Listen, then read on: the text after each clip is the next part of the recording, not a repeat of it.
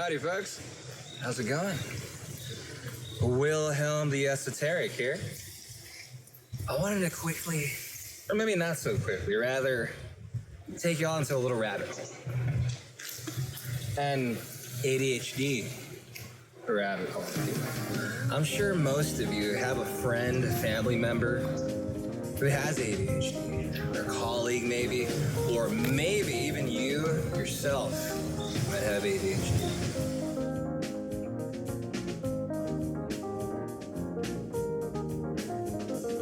Come to know ADHD in different capacities. In different countries, perhaps, ADHD is grasped a certain way, or lack thereof. Sometimes ADHD is not really accepted in certain cultures, or certain parts of the world. So, with this film,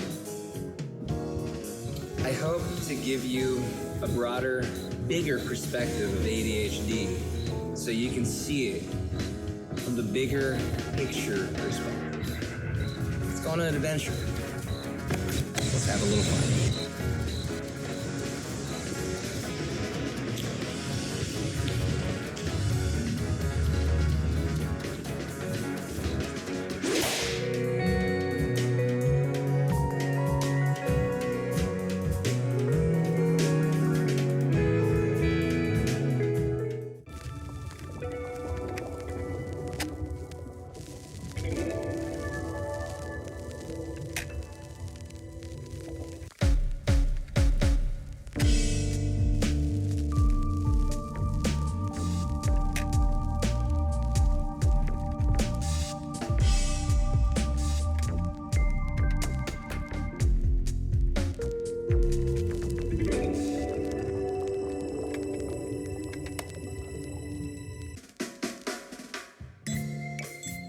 Before we dive in further into ADHD, let's take a look at a couple of symptoms of ADHD, shall we?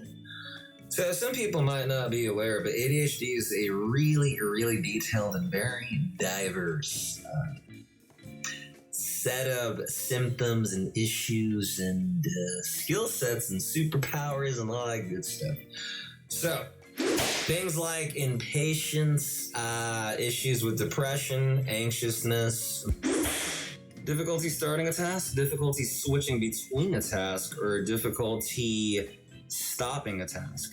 Getting so focused on one thing at the store that you're looking at it for who knows how many minutes, and then you suddenly realize you've been staring or standing in the same place for maybe over 15 minutes, yet you don't know how many other people have noticed besides you.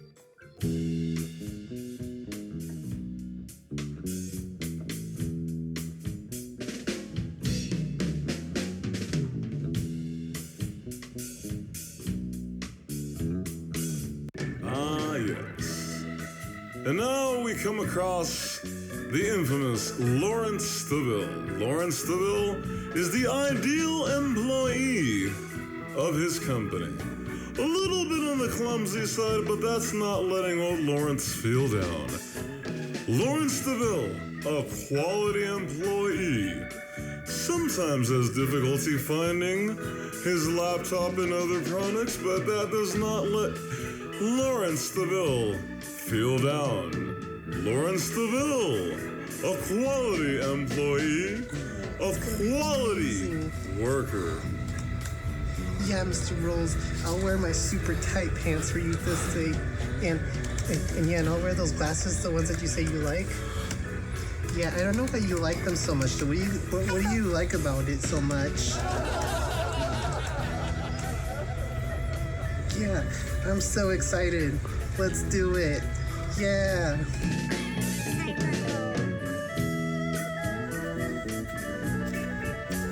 Skipping along gracefully, with happiness and joy for all the world to see, making his employer truly know and understand that the work in the company is number one. Laurence will neglect all aspects of himself just to please the qualifications of the company and of his multiple bosses that are quite demanding. Laurence will demonstrate competency, even if it means going out of his way to nearly endangering himself and his mental health. a good employee must never demonstrate their difficulty, especially if it comes in regards to ADHD. One must always be prepared. Oh, Mr. Snyder, I don't know what coitus is. Oh, it's a kind of flower? Really? I don't know what that kind of stuff is. Yeah, Mr. Snyder, you totally know everything. You're so smart. When I grow up, I want to be just like you. Exactly like you. Yeah, Mr. Snyder, I'm totally leaving right now. Why do you need to always know what kind of pants I'm wearing? So weird, Mr. Snyder. Alright, I'll catch you later.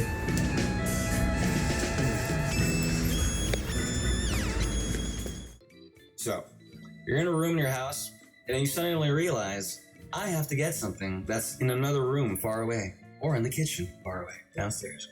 So, you get on up, you start walking down towards the kitchen, or you start walking towards the room that's far away, and then only then, when you enter the room, do you realize that, holy crap, I don't remember what it is that I needed to get from this room. So you try to think about it for a few seconds, about a minute, and then it's like, crap, I can't remember what I needed to get or why I even came into this room. I'll never be as cool as Mr. Strike. He's so cool, I don't know what in the world I'm gonna do. I should get some. He would like that one thing in the fridge, I don't even know what it's called, but he would like he would really. Wait, what was I gonna get?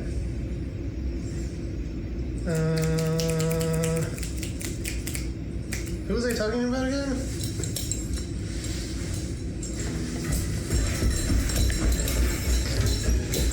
I don't remember. What if I saw Mr. Strike and Mr. Snyder today? What would they really like today? They would really like... Oh, I know. I have those chocolate bars and they would really like that. I'm gonna get the chocolate bars. Wait, who was I talking about again?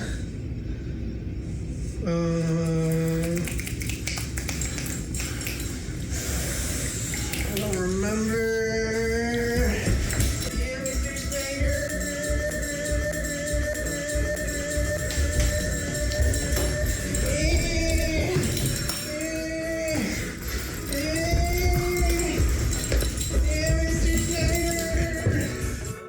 And for a lot of us with ADHD, we're like, nah, I don't need to go back downstairs just to the other room. I'd rather just do without the whole ordeal. Only to a few minutes later, have to repeat the same ordeal. Again, and again.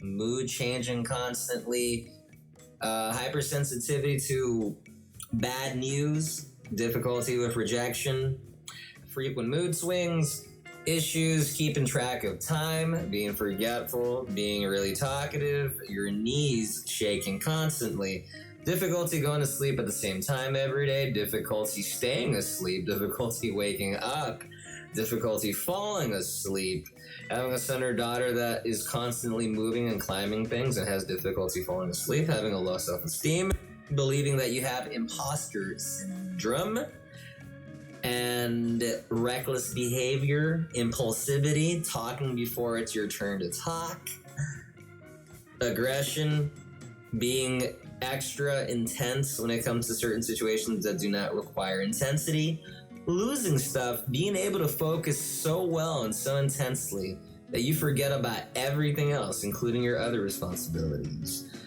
Issues with addiction, issues with alcohol, issues with substance abuse, issues keeping friends, issues making friends, issues keeping a job, issues finding a job, procrastination, unpaid bills, difficulty doing chores, difficulty doing tasks that require multiple steps, difficulty doing something when you need to do it as opposed to when you feel like doing it. Difficulty doing tasks and chores and responsibility that is not stimulating or that is not fun. And most importantly, your mind spacing out when someone's giving you instruction. And you not being sure of where it is in the conversation that you are or what information that you missed. Or the other way around, you're talking to someone and then you forget what you're even talking about. And the other person's just looking at you like, what's going on? And you're like, crap, I hope they don't realize that I completely forgot what I was talking about. I'm sure if you have ADHD, you probably know exactly what I'm talking about. So those are a couple of symptoms and scenarios and things of that nature when it comes to ADHD. So here we have the lovely, lovely iceberg of ADHD symptoms. So take a gander, take a little look, a little reflection, and see if some of those apply. Some of these might apply, some of these might not, and that's okay.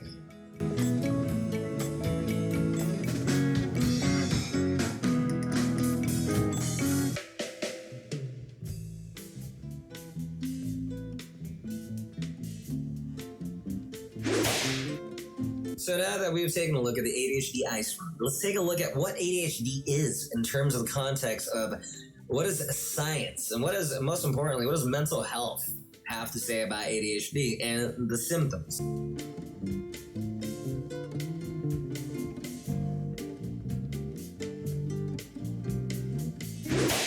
Over here in the good old US of A, we got the DSM-5. That's the Diagnostic and Statistical Manual of Mental Disorders, 5th edition, published May 18th, 2013. And then we also have the ICD. That is the International Classification of Diseases, 11th edition, by the World Health Organization. So for the sake of this film, we're going to be working on the 3 subtypes, and that comes from the DSM-5. The ICD also has some similar traits. ADHD is broken down into different subtypes. But before we go on, let's take a look at a couple of the symptoms that make up each of the ones.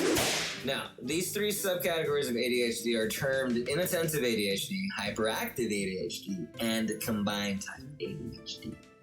Now, let's take a look at Inattentive ADHD. What are some of the symptoms of Inattentive ADHD according to the DSM-5? Often does not seem to listen when spoken to directly. Mind seems elsewhere, even in the absence of any obvious distraction. Often does not follow through on instructions and fails to finish schoolwork, chores, duties in the workplace, etc., etc. Often has difficulty organizing tasks and activities. Difficulty managing sequential tasks, difficulty keeping materials and belongings in order, messy, disorganized work, has poor time management and fails to meet deadlines, often avoids, dislikes, or is reluctant to engage in tasks that require sustained mental effort, i.e. schoolwork, homework, and stuff of that nature. Often loses things necessary for tasks or activities, is often easily distracted by extraneous stimuli, is often forgetful in daily activities, and so on and so forth. So those are the symptoms of someone who has inattentive ADHD. Those are some of the symptoms. Now we look at someone who has hyperactive ADHD. What type of symptoms do they have? Those that are hyperactive, that is the more common type known of ADHD. That's what your common Joe Schmo knows about ADHD. But some people are hyperactive and they have difficulty focusing.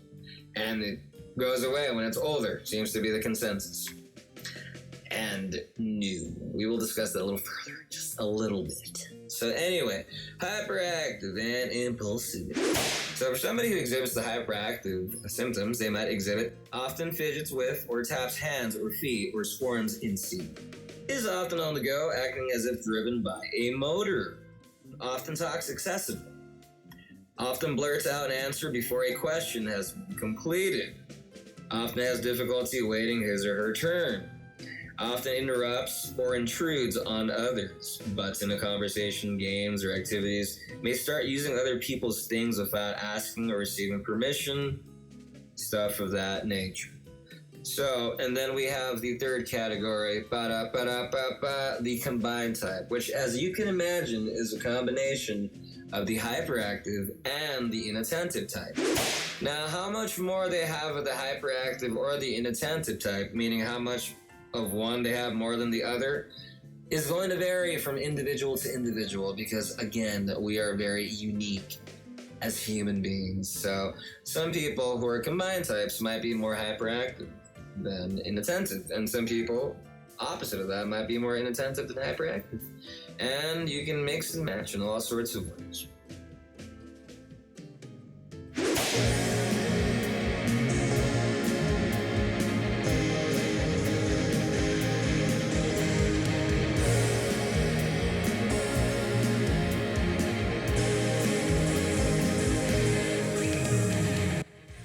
Now, some of us are probably wondering, well, other people who maybe don't have ADHD struggle with these things as well. What's the difference?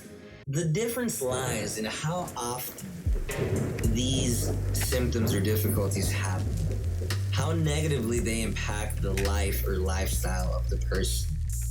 That's what separates someone who has ADHD from someone who doesn't have ADHD. Because a lot of these things, humans, we're not perfect. We struggle with a lot of these things. But for someone who has ADHD, these difficulties are going to be so frequent and so intense that it's going to give other sorts of issues arise in that person's life. Psychological issues, emotional issues, and some crazy coping habits sometimes that some people with ADHD have to do. That's what separates us from those that don't have ADHD.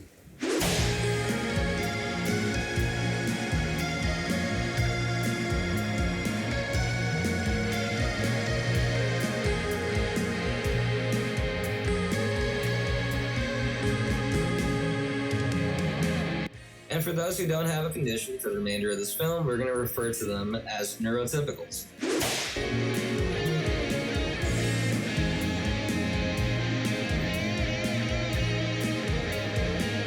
So in this case, people with ADHD, we have a neurochemistry that is very different. And within this chemistry, speaking of which, let's talk about neurotransmitters.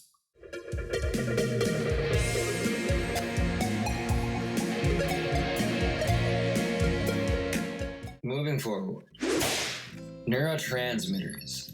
What is a neurotransmitter? Neurotransmitters are chemicals the brain makes.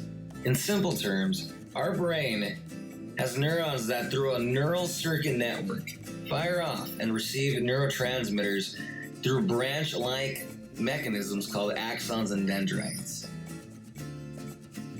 Electrical impulses trigger activity amongst neurons. Our body is filled with millions of neural pathways that all serve a different function. Individuals that have ADHD have difficulty with certain neurotransmitters, and this gives us the hallmark difficulties. So now let's take a look at these chemicals that really give us difficulty. And the reason because of this is because a lot of these chemicals are low for a particular reason, and it's different for each of the neurotransmitters. So let's take a look at these pesky little neurotransmitters and what they do. First one on the list, we have dopamine.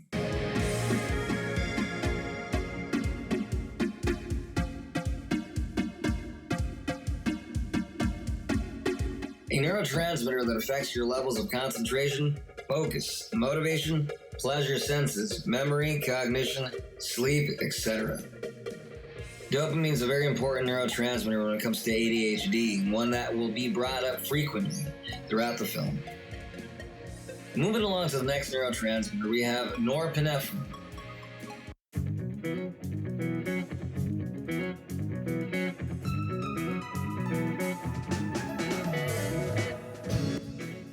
A neurotransmitter and stress hormone that deals with attentiveness, emotions, impulse control, planning ahead, sleep, interpreting actions of others, etc. Norepinephrine, another very important neurotransmitter when it comes to ADHD. Interestingly enough, dopamine also synthesizes norepinephrine. So, if we lack dopamine, we're also going to lack norepinephrine.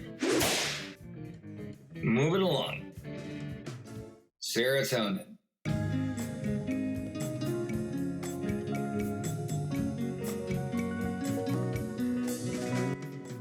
A neurotransmitter that deals with mood regulation, sleep, nervousness, empathy, appetite, digestion, and sexual urges. Serotonin, crucial, very important neurotransmitter. Those that lack serotonin or have low levels of serotonin will usually have issues with sleep, issues with anxiety, obsessiveness, melancholiness, negative outlook, irritability, and frequent episodes of depression. Moving along now to acetylcholine.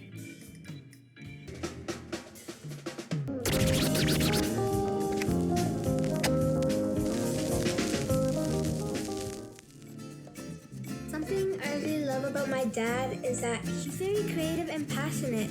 When he tells me stories, he has a tendency to sidetrack in conversations. But for me, that just makes the conversations more interesting. My dad is also not afraid to be goofy, funny, or quirky. He always tells me to embrace my inner child and never lose that. Dad? Yeah. I know it's a lot and I know money's tight lately, but do you think you could get me a piano? I've always wanted a piano ever since I was little. Do you think you could try getting me one? Well, I'll tell you this. If I see you practicing hard and you're really liking it, I promise you I will buy you that piano. Thanks, Dad.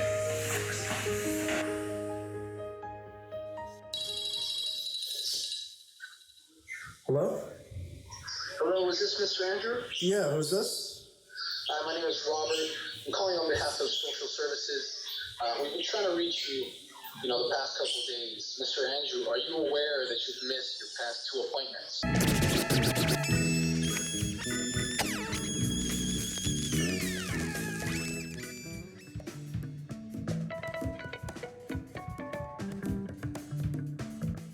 Acetylcholine is a neurotransmitter that deals with muscle contraction, pain responses, mood regulation, REM sleep, and coordination.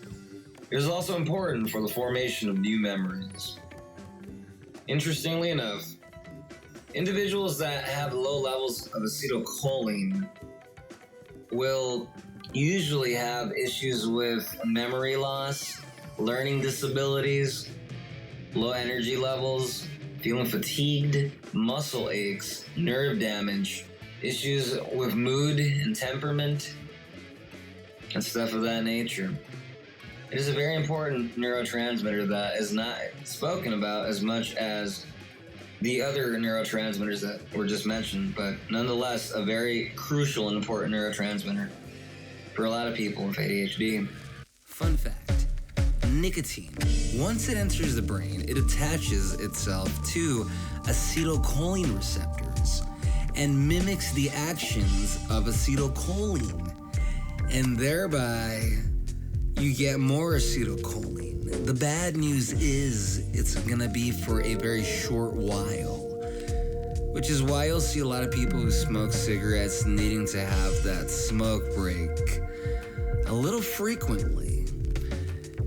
And the reason why you'll see some people in the ADHD community who utilize cigarettes as a coping habit. Now, there are better options to help out your acetylcholine needs, like a supplement by the name of R-alpha lipoic acid.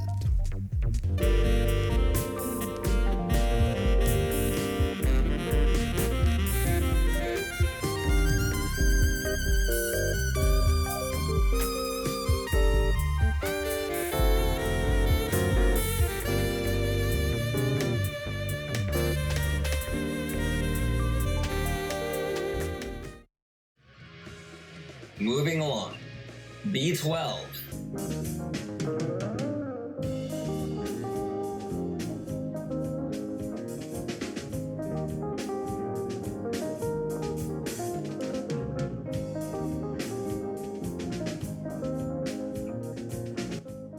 B12 is a vitamin and one of the 8 B vitamins.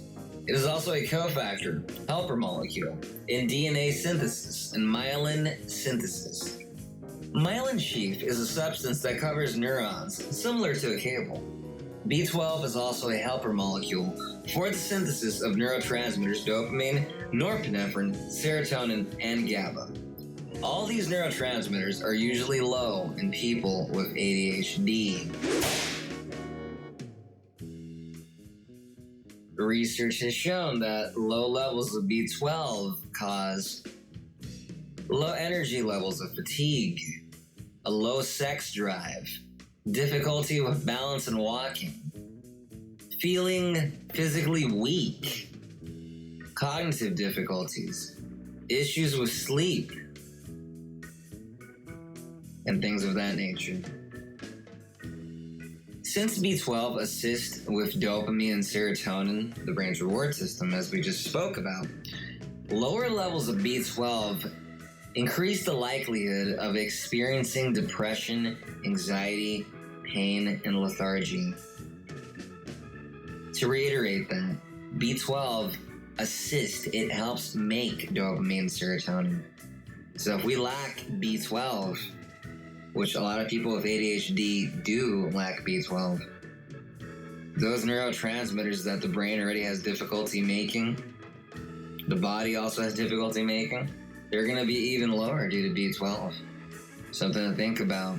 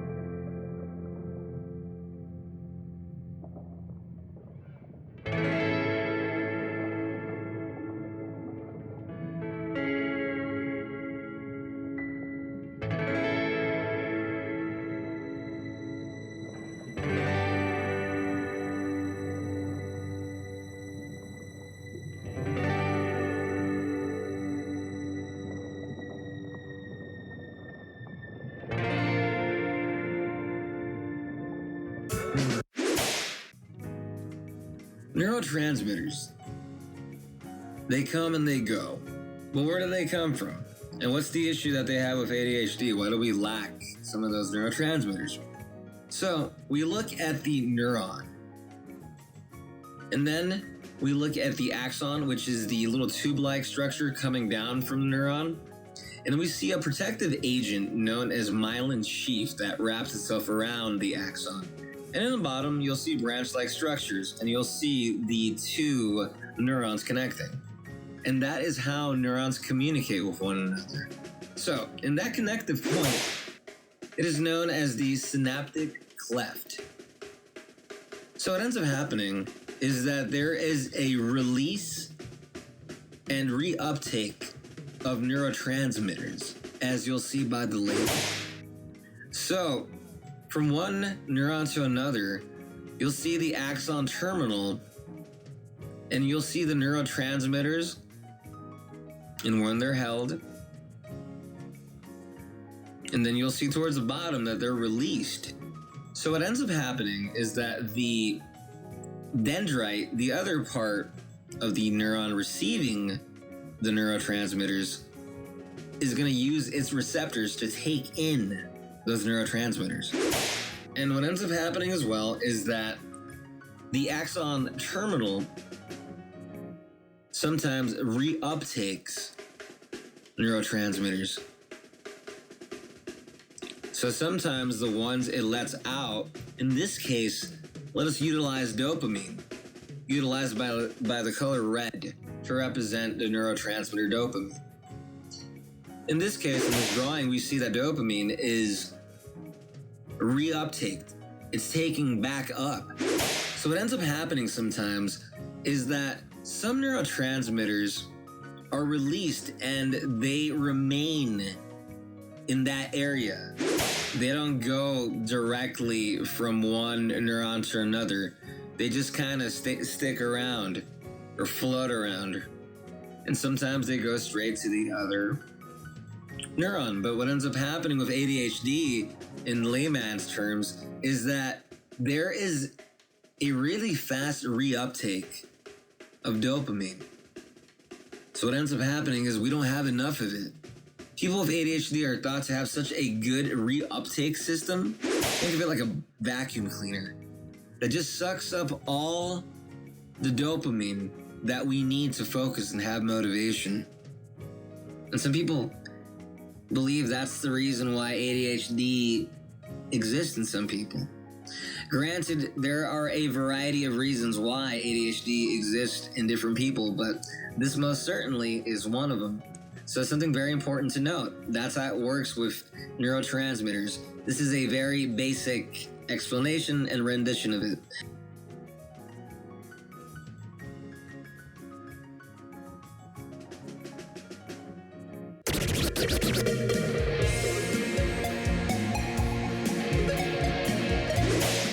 Hey, how's it going? It's good to see you.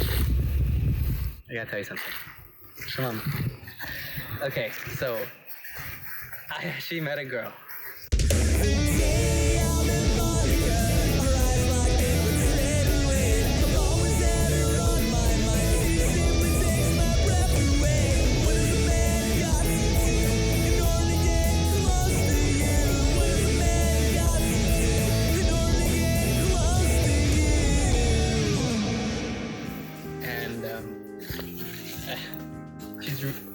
She's amazing. I don't know, it's so weird sometimes just thinking about like her all the time. And I'm trying not to like fully like fall, you know what I mean? Yeah, I just everything she's we have like this connection, like this magnetism. Like honestly, like whenever I'm around her. How does someone get ADHD, and does it ever go away? Well, ADHD can be gained, if you will. An individual can get ADHD if one of their parents has it. Now, studies have shown that there's around a 75% chance, give or take, that if one parent has ADHD, that their son or daughter will have ADHD. And if both parents have ADHD, it's almost guaranteed that the son or daughter will also have ADHD. Now, some people developed ADHD because of their eating habits when they're younger. If we don't eat good or eat food that damages our neurotransmitter receptors and really gives difficulty with establishing that, like we spoke about earlier, we're going to have difficulty making enough of some of these neurotransmitters. And in that case, we're going to have ADHD-like symptoms of difficulty. So, what we eat and how we take care of ourselves when we're young or how our parents help us out can really dictate whether someone might have ADHD or not. Now for the other question, does it ever go away? The answer is it depends. For some people, when they get older, the ADHD, they learn to manage the symptoms. They learn to cope, so to speak, with the symptoms. And unfortunately, some adults have to learn how to mask the symptoms. And that's why a lot of adults with ADHD feel like they're imposters. You ever heard the phrase imposter syndrome? A lot of people with ADHD feel like they're playing adults, pretending to be an adult. Because the symptoms of ADHD are so brutal and so difficult that we feel embarrassed to talk about our difficulties with our neurotypical friends and family members because we feel like we're going to be judged. And it's like, really? You still don't have that down, or you have difficulty with that? And we feel ashamed, and we don't want to talk about it. Now we see Laurence, the side that the world doesn't see. The side of Laurence that has lost track of time, The side of Laurence that has procrastinated on multiple job projects. The side of Laurence that needs to binge drink in order to get things done. The side of Laurence that nearly sprays himself with WD-40. The side of Laurence that is unhinged and unkempt. The side that the world doesn't see. Most importantly, the side that his employer does not see. At this point, Laurence has no idea where his keys are, has no idea if he's put gas in the car, has no idea if his watch is even on, has no idea if he's put on underwear this morning, has no idea if he remembered to put on deodorant, has no idea if the stove was turned on or off, has no idea if he remembered to lock that office door, has no idea of a lot of things going on, and thereby behaves in a reckless and abandonment fashion manner. Perhaps acting a little more reckless than one would like to let others believe, or rather see. The side of ADHD that many of us hide and don't let the world see for the sheer shame that some of us would feel if people only knew what we were hiding underneath. And that's what happens when people or family members and friends and colleagues are not aware of ADHD. So it's really quite sad. But at the same time, with knowledge comes power. And we have to apply that knowledge in order to truly gain that power. Apply the knowledge of the self. To know the self is to conquer the self. So to answer that question, does it ever go away? Well, for some people, it partially goes away. Some of the difficulties go away, but the ADHD itself does not leave. For other people, maybe they had ADHD-like symptoms when they were younger, and maybe they improved their lifestyle, how they eat, workout regimens, and stuff of that nature, and the ADHD symptoms diminished or outright left. And that is possible. So the answer to that, does ADHD ever go away? It depends on the person. Depends why they have ADHD, or even if they have ADHD. So it varies. Now, we go on to the next point. Does ADHD have comorbid conditions? And first off, what the heck are comorbid conditions? Something you might be asking. A comorbid condition is a type of condition that occurs frequently alongside another condition. For example, if a person is depressed, usually they will have issues with anxiety as well. They kind of go hand in hand because there is a lack of serotonin, and serotonin plays a gigantic role in both of those conditions.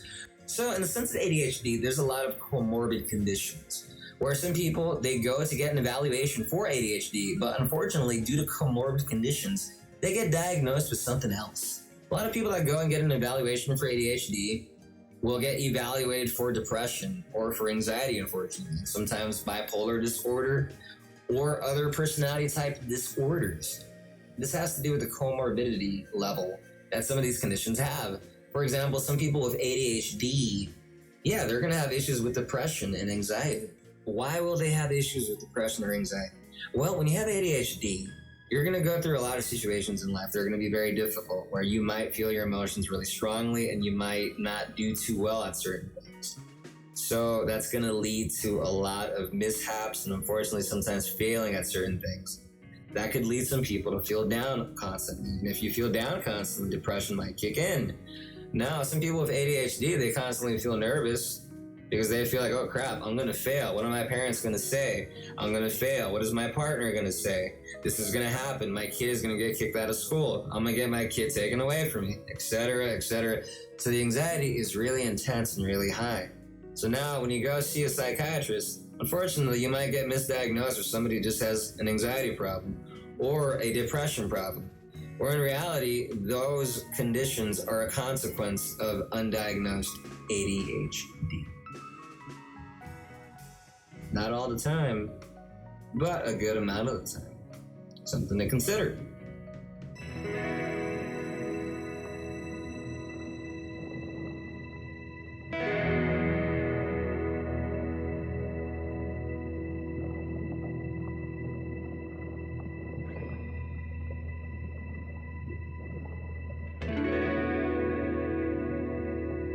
and for this final point of this introduction, this film that you're watching right now is for anybody and everybody with ADHD, or for anybody and everybody that knows someone with ADHD.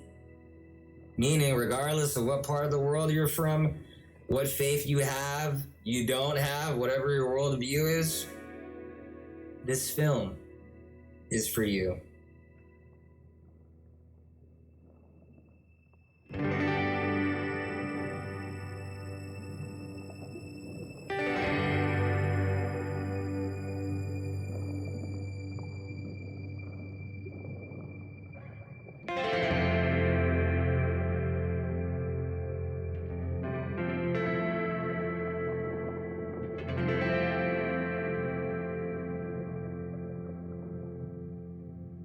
This film is to bring awareness to so many people around the world that have had to endure a lot of hardships and trouble due to other people not understanding them and due to themselves not understanding themselves. I hope for each and every person watching this that this movie brings you insight and gives you different perspectives on many things to do with ADHD. People with ADHD, lovely group of people, passionate, inspired, but at the same time, we got a lot of damage and we got a lot of hurt. That has to do because a lot of the time we don't know. We're not aware maybe as much as we should be of the condition. We have to get to know ourselves. We have to get to know our strengths as well as our weaknesses if we want to improve and conquer in this life. I truly believe each and every person watching and listening to this will truly conquer and succeed in their life if they manage their symptoms and really aim to refine and really aim and want to improve. I believe those that really want it and work hard for it can achieve it. Let's work on this together. Let's be inspired.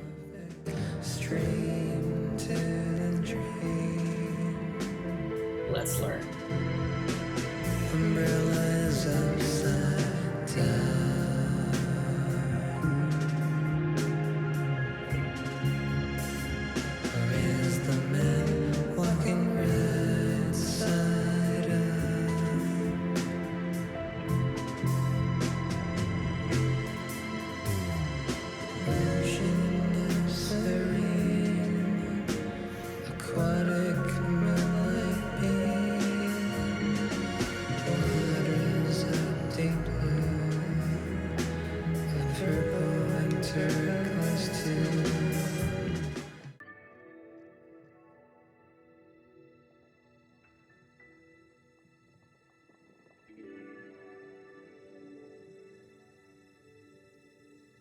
Elementary school can be a really rough time for someone with ADHD.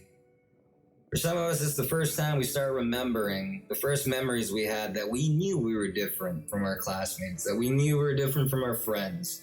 And for some of us, it was the start of knowing that authority and teachers, we stopped looking at them as help and we started looking at them as the source of anxiety. That maybe the teacher is not on our side, maybe they're out to hurt us.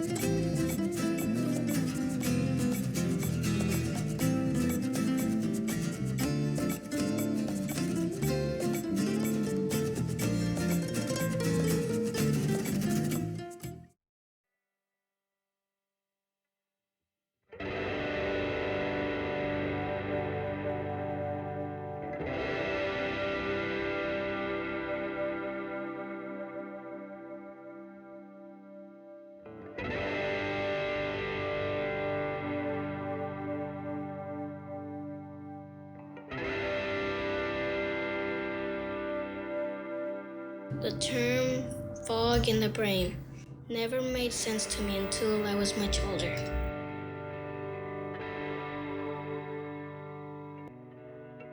That's me on my first day of school, many years ago. Having difficulty with short-term memory was really a hallmark of my younger years in school, and not in a good way. I felt nervous, odd, and like others were constantly observing. Why are you playing like that? That's weird. Judging and plotting against me. Why are you playing like that? That's wrong.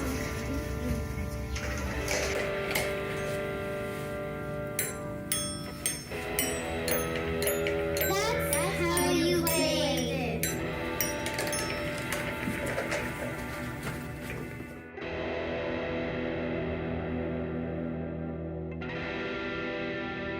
Stuff like that really hurt. I'd simply be trying to keep to myself and others. Students would give me a hard time often.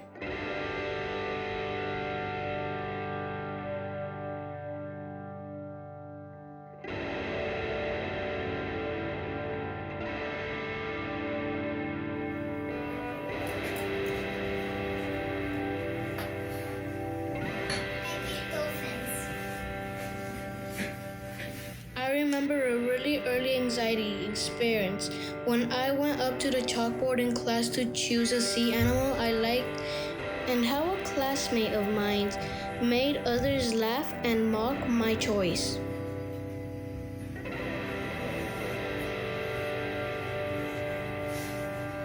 Hey everyone, she's the only one who picked whales. That's weird.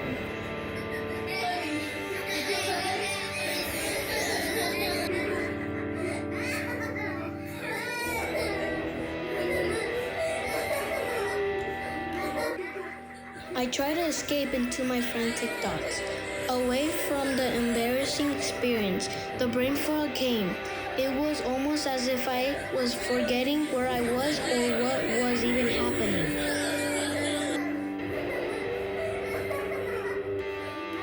Then randomly, my mind would jump right back into my anxiety. When were they gonna stop laughing at me? When was this going to stop? Was this what school would be like every week? I don't like this.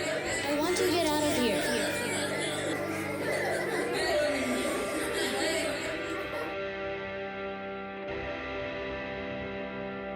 I remember zoning out a lot, especially when the teacher would give instructions or talk a lot. I also felt overwhelmed by how much noise, posters, and people there were in the classroom. More neatly. So our teacher can be happy. Well, other kids are gonna put it in this box. The point is to make our teacher happy. But I don't want to put them away like this. Are you gonna tell the teacher because you're being a bully? Do it yourself.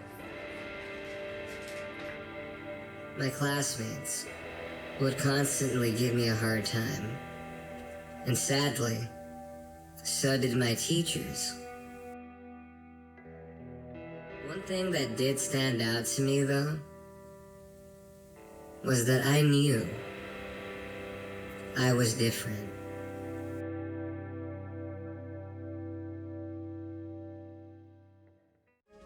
We have kids all throughout the world, adolescents all throughout the world that unfortunately have to go through issues like that. Now, middle school is a really tough time for the condition due to what's happening with our hormones, our neurochemistry, and things of that nature. And unfortunately, in some households, it's really hard to talk about mental health due to certain cultures not wanting to talk about mental health.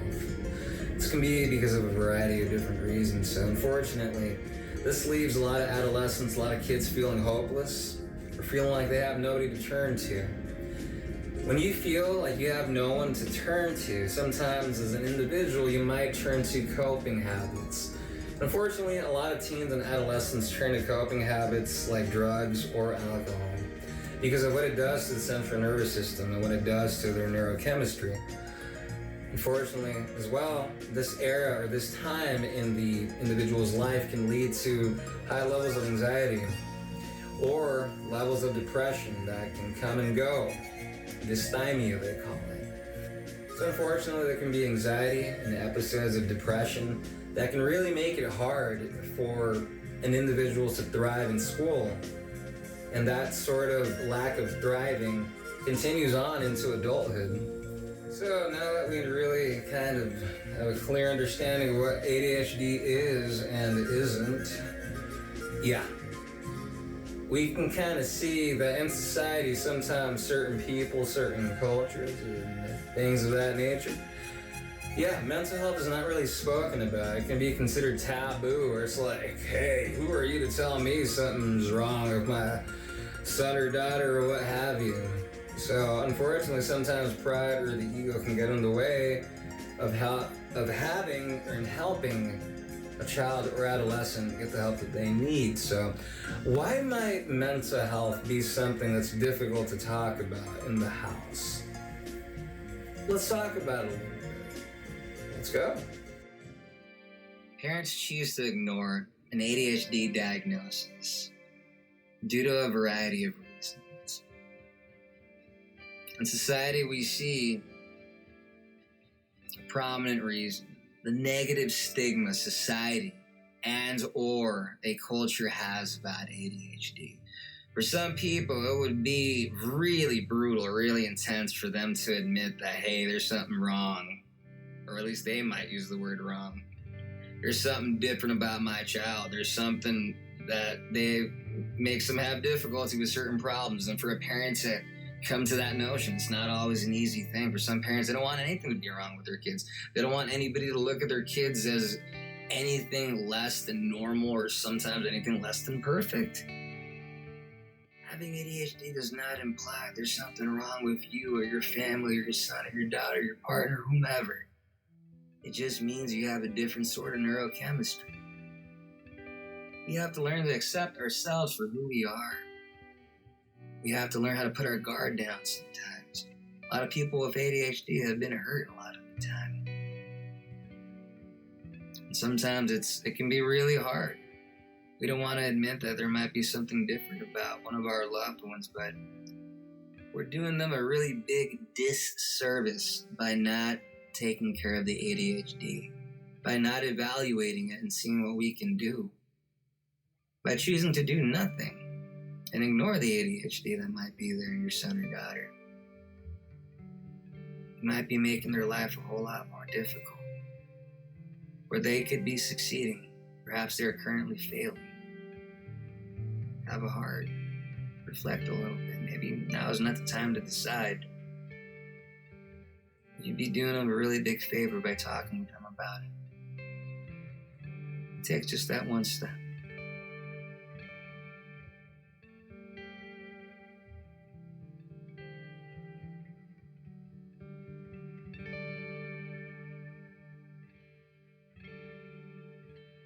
Second reason, pride and ego causing denial. As we were talking about earlier, sometimes we feel that society might not accept my son or daughter if they have a condition. School, people might treat them differently, and I don't want that. When we say treat them differently, we automatically assume they're going to be treated in a negative light. We don't know that. We don't know that. It's going to be different in different scenarios, but we have to be ready to endure and talk about things. If you have ADHD, it's not something to be ashamed about. If your son or daughter, you feel that they have ADHD and you just don't want to accept it because you might feel yourself as a parent, well, how come I couldn't figure out that they had it? Now they're older, they've suffered. If some parents, they might feel like, okay, how come I couldn't figure this out myself? I don't feel like a good parent. And I'm here to tell you it's not about that. It's about your son or daughter and what they're going to be going through. You want to give them the tools to succeed in this life, put your pride and your ego aside and talk to your son or daughter about this. Look online for resources and really have a conversation. Your son or your daughter, their life trajectory is much more important than our pride or our ego. Someone's life and their value of their life is much more important than that. And as a parent, I can tell and I can hope that many of you hearing can understand this. Open up your heart and mind.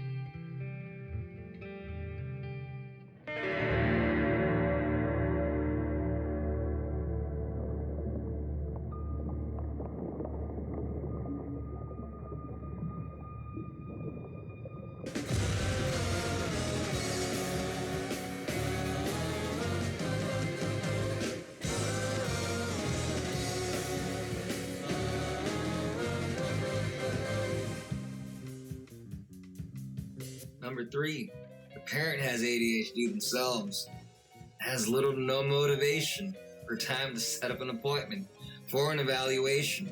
Research has shown that if one parent has ADHD, there's about a 75% chance that a child will also have ADHD. So yeah, for some parents, remember the difficulty keeping up appointments, making appointments, and oh, I forgot my appointment, or oh, I'm late, I'm not going to be able to make it to an appointment. Yeah, that happens too, because in a lot of families where the kids have ADHD, more than likely the parents, the dog, and, everybody else is going to have ADHD as well. A little exaggeration of the dog, of course. But you know what I mean. Everybody else in the family might have it, so it might be really hard to set a day and a time and stick to it and remember to go to that appointment and evaluation. But if that is the case, then yeah, we need to start utilizing phone apps, alarms, a physical calendar, and an analog clock so you can see how much time has passed when that appointment is going to come. For some people with ADHD, if they happen to be somewhere at 2 p.m. in the afternoon and they wake up at 8 in the morning, for those hours between 8 a.m. and 2 p.m., they're going to be thinking of nothing but that appointment at 2 p.m. And the reason why their mind is so fixated and anxious on it is because they might forget about that appointment. That's how brutal ADHD is. But thankfully, we got technology and smartphones, so no excuses. We can improve. And I really hope to hear of more people improving and taking care of the condition. Because people with ADHD deserve it. They go through so much. Little help they can get can go a long way. I truly believe that you guys can improve. Each and every one of you out there.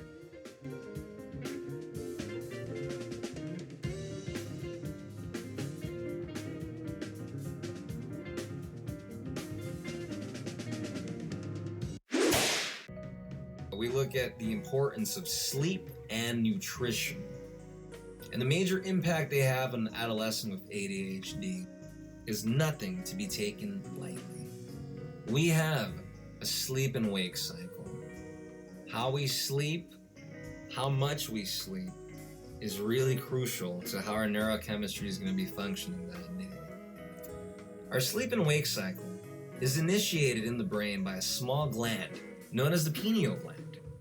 The eyes send signals to the pineal gland, which interprets light and darkness. These signals are translated into melatonin production. Melatonin is a hormone that helps you feel sleepy. Interestingly enough, the pineal gland has dopamine and serotonin receptors. Two receptors that we mentioned earlier, people with ADHD have difficulty with.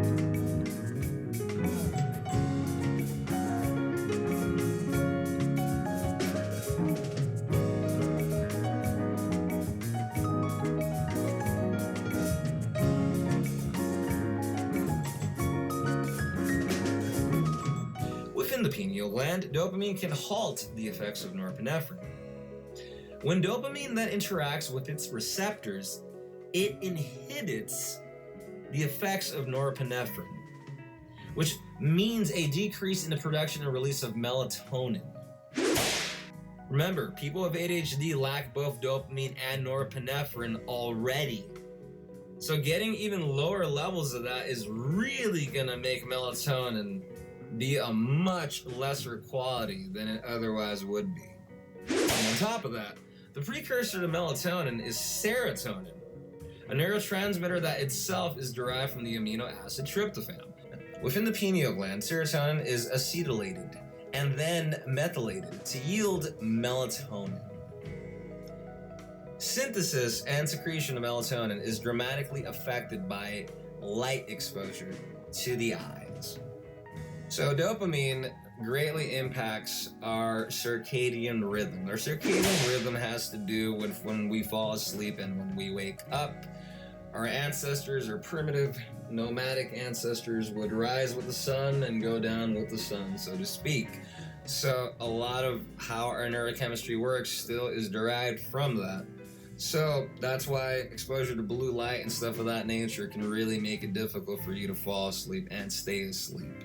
And let's face it, a lot of people with ADHD have difficulty with their cell phone, and there might be a cell phone addiction. And the reason because of that is because social media and phones and stuff of that nature increase your reward system, particularly dopamine. So it's kind of like you're just increasing dopamine. So if you didn't know, now you know. Now, in terms of nutrition and food and the gut. Let's introduce now another important concept into the conversation. We introduce now the gut microbiome. Your gut microbiome is made up of trillions of tiny little microorganisms that live within your intestinal tract. Now, these microorganisms, they're made up of mainly bacteria, and their functions are very important and critical to your overall health. Now you are. So, studies, as of the last couple of years, have really demonstrated the importance of the gut microbiome and your brain. Interestingly enough, the gut microbiome, intestinal tract, interestingly enough, your gut microbiome includes the most serotonin receptor sites out of any part of the body. Interesting, right?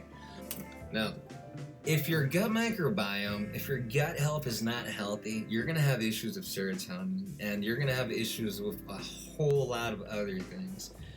But recently, it's shown quite the correlation. Your gut microbiome connection to the brain really correlates strongly to ADHD. There is more than meets the eye to the gut. The gut plays a critical role in ADHD, more than we previously thought. What are some foods to avoid? If you're a loving parent, a partner, or just a regular old loving human being that just wants to improve their diet and wants to take care of their ADHD, what's some foods to avoid? What makes ADHD worse? Well, in that case, we look at the following. It is recommended for you to avoid the following.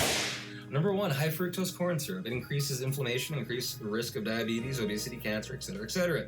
Number 2, food coloring. Yellow 5, yellow 6, and red 40 are said to cause hyperactivity in children and allergies. Number 3, preservatives. Preservatives in food have the ability to turn into carcinogen agents. That's cancerous agents. Number 4, soy. Can cause issues with your stomach and cause intestinal side effects like constipation, nausea, and bloating. Allergic reactions, feeling tired, and thyroid complications can occur. Number 5, gluten. Causes inflammation and damage to the intestinal tracts. Number 6, artificial flavors. Cause allergic reactions and food hypersensitivity to certain foods. So, if we didn't know, now we know.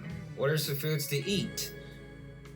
Foods that are recommended to eat are nutrient-dense whole foods, grass-fed beef, free-range chicken and eggs, wild-caught fish, berries, deep leafy greens, nuts and berries, and things of that nature.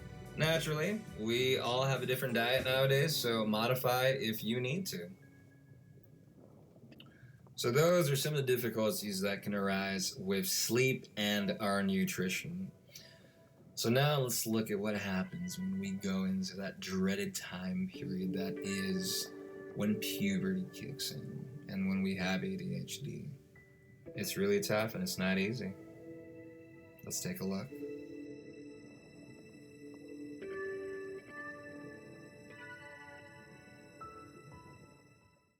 Anyway, I know the subject matters aren't easy to discuss, but the more we know about it, the more we can start, working on it, which is the point, right? Refinement, improvement. So anyway, with that being said, we have to look at now a little something called RSD. What is RSD? Rejection Sensitive Dysphoria. And it goes a little something like this.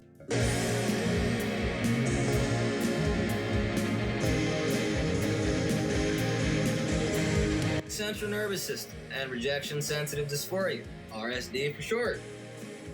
Now, with the higher rate of negative phrases and amount of failures and misunderstandings that someone with ADHD has to go through, yes, this is naturally going to cause our central nervous system to become a little more easily startled, if you will. Some people are just born like that, where we're going to feel our emotions really intensely. Our body's going to sense and feel danger a lot more quicker, where perhaps there are no dangerous situations arising, but we're interpreting it that way.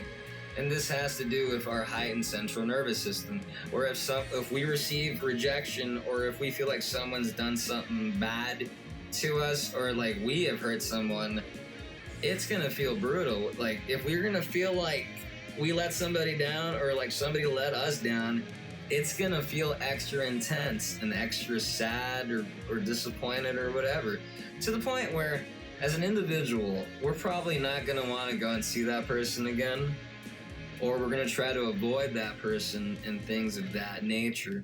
That's because RSD, rejection sensitive dysphoria, is a consequence of the heightened central nervous system. And the heightened central nervous system is something that is left off from our nomadic ancestors. Because I don't know if you realized, but our nomadic ancestors, when they were hunting and gathering and living in different regions, yeah, if an animal came out, or if another tribe was lingering about, yeah, you had to eliminate the threat, not in like next couple hours or the next day or the next week. No, you had to eliminate the threat right then and there. So that was an advantage that we had from back in the day. Now it kind of serves a different function, because we're not exactly fighting off wild animals and tribes, well, depending on the type of job you're in, of course. But for the most part, most people are not fighting that stuff off. But that feeling of the central nervous system being easily startled, yeah, it still remains in a lot of people with ADHD, and that's the rejection sensitive dysphoria. That's that really brutal negative feeling that some of us have to endure and go through when we feel like we've let somebody down, or like somebody has let us down. So that's known as rejection sensitive dysphoria, and for the rest of this movie, we will be referring to it as RSD. Now, speaking of RSD, RSD can run a complete rampage on a family or on an individual when it's not taken care of, and when the individual doesn't know what it is or how to take care of it within themselves.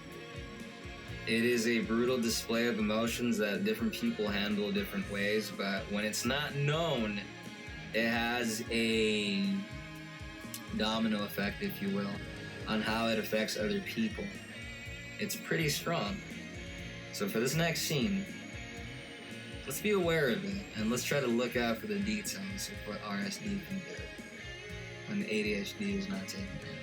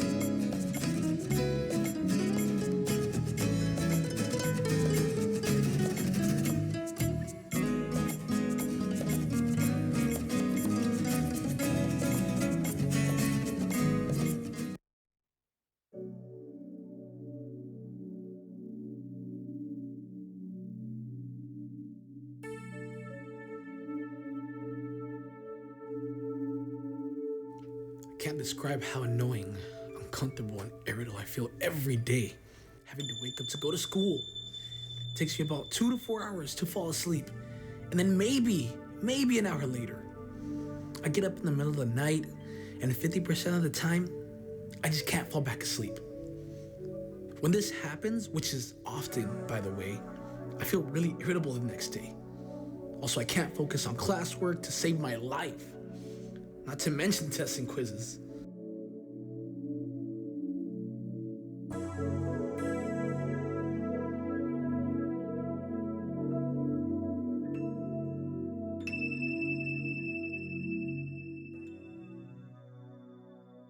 When I wake up, everything hurts. It takes me about 45 minutes to an hour to even manage to get up. Sometimes I'll get up for a few minutes and then go right back to sleep. And this makes me late so often. When I get up, nearly anything and everything gets me in a bad mood. The most irritating thing is how bad my mind and body feel. If I sleep very little or have bad quality sleep, my body feels like it slept on a log.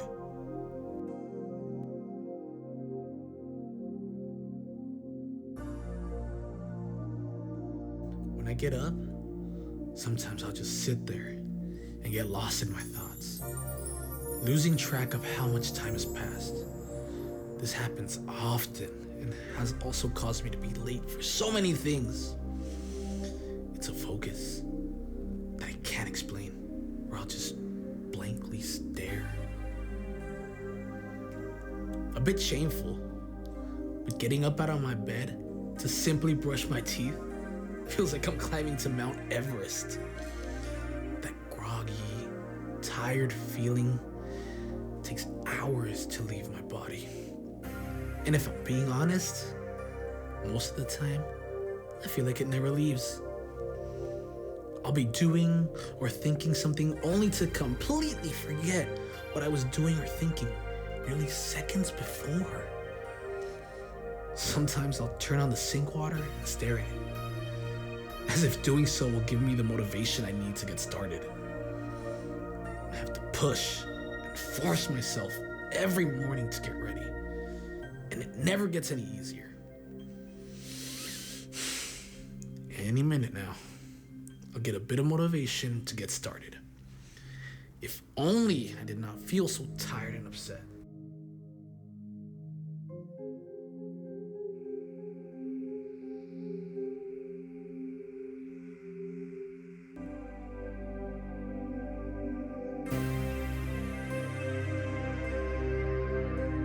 Last night, I barely got any sleep. No matter how early I try to go to sleep, it does not work. Also, I just never get hungry anymore when I wake up. When I'm at school, I feel just tired, fatigued, and it's very hard to pay attention, especially when my teacher talks for long periods of time.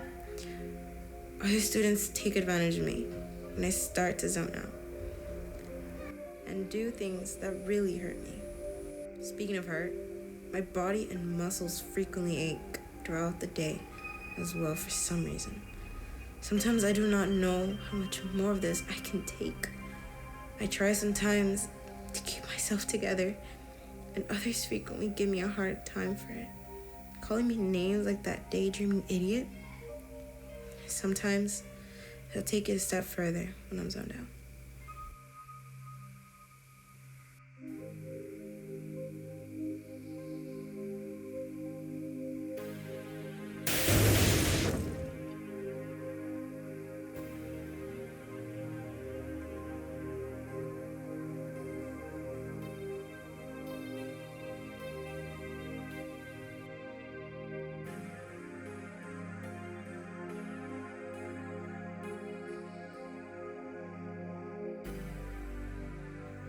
It wasn't so much the pain of the ball itself, but of the action of doing it itself. And then having them laugh at me, I wanted to hurt them.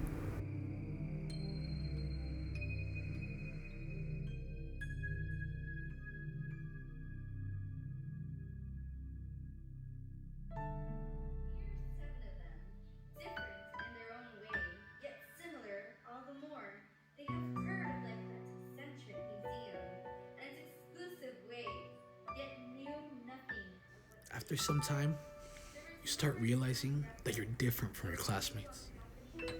And I also realized that I had difficulty sustaining attention, not just in class or school, but in my everyday life too. When you see me like that, I haven't a clue what is going on around me or what is even being spoken about.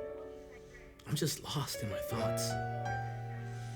I would try to be honest with my parents and teachers about my difficulty falling and staying asleep, as well as my difficulty sustaining attention and motivation. They didn't believe me.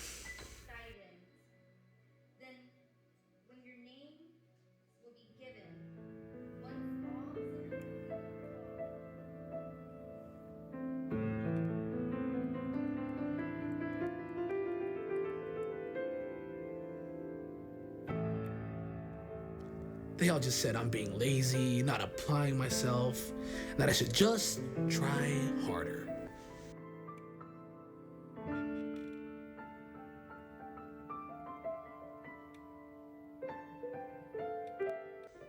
You know, this really left me hurt. I didn't know what to do. My grades would suffer tremendously. My attention would pop into what the class was discussing on random occasions. I felt like an idiot, seeing everyone else so focused and engaged, and not me. I don't do this on purpose. Why does it have to be this way?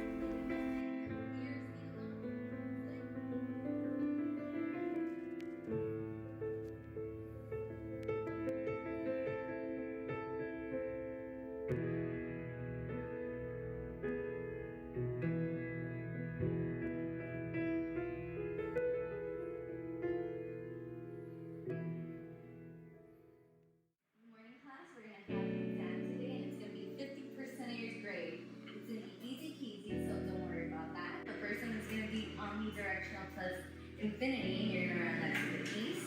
So it's easy. Yep, easy. And the second one is gonna be find pi. Obviously that one, everyone can find it. And then it's gonna be the third one is gonna be infinity minus unknown divided by the number of pairs on it. Yes. And the fourth one is gonna be what is the meaning of life? Rounded to the nearest centimeter. So you guys are gonna have a fun time and easy time with this exam, so you'll all pass. So now you may all start with your exam, okay?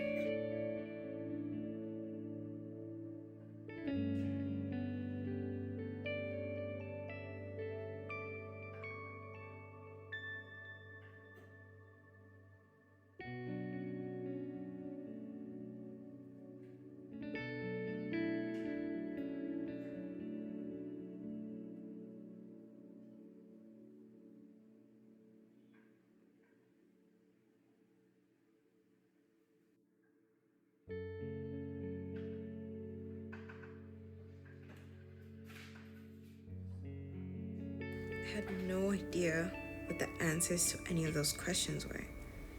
Seeing a clock when I take the test gives me a lot of anxiety. Fortunately, I sometimes zone out while taking a test, and this has caused me to fail many exams and to sometimes turn in half completed. My handwriting sometimes is so sloppy that my teacher will have to double check with me to see what I meant to write down. Once again, I have lost track of how time has passed, and now behind on this exam. That counts for 50% of my grade. When I take these tests, I have little to no recollection of any of the material that was covered in class, due to my attention span dying out mid-lecture.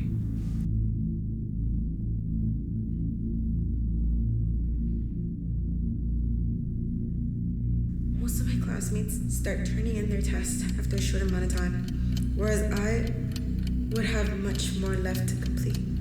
This was a bit embarrassing. The more people were getting up, the more I knew I was going to be the last one to turn in my test again. I'd make what I felt were careless mistakes, but had no recollection of writing or doing that.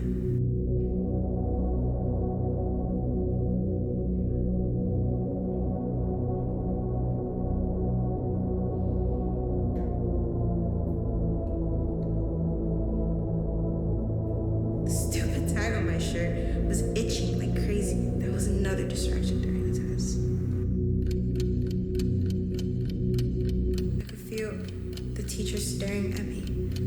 judging me, assuming I was not prepared for her test. Oddly enough, having a time crunch with a little time left makes me feel nervous, but inspires me to actually complete a word problem on her exam.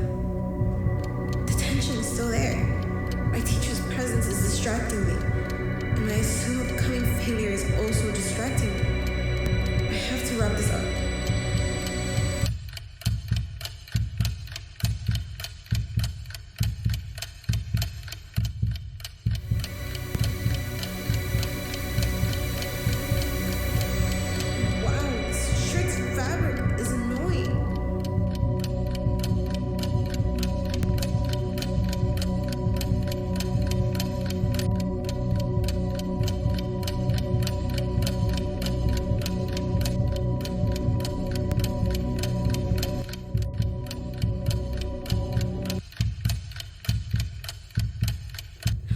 Over.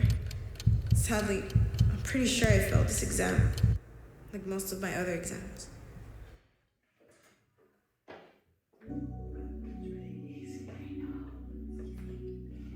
You know something I find really frustrating? Is when I have difficulty completing a test. Due to the fact that I cannot remember most of the things taught in class, and my teachers will simply tell me to go to tutoring or try harder after I'd failed my exam. Seeing and hearing people comment on how easy the exam was, with their voices and movements all getting me off track and distracted, man, that can sometimes put me on edge. I slept a total of 3 hours last night, since I couldn't fall asleep or stay asleep. I can't focus, and I'm in a really bad mood. I feel like others don't have a sleep issue.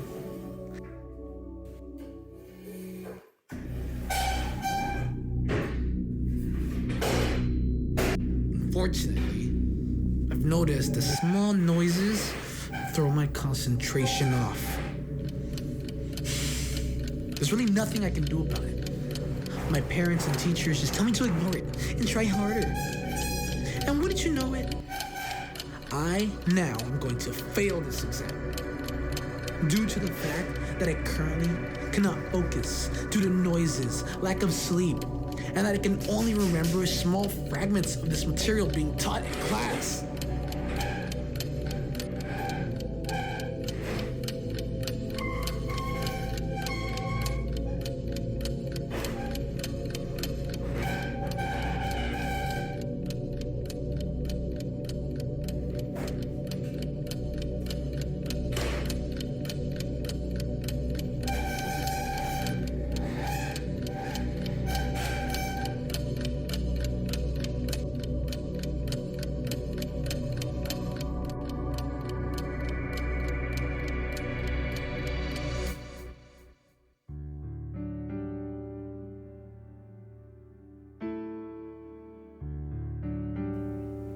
Can't describe how strong the sadness and disappointed I feel within myself is sometimes. I feel like I can't relate to anybody.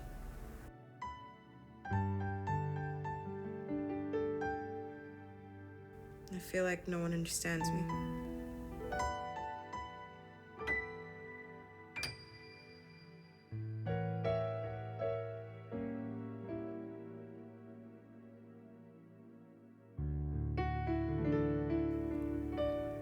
It's one thing to feel like your teachers don't care about you and you think negatively of you. But for your parents to think that you're lazy and don't try your best, it feels horrible.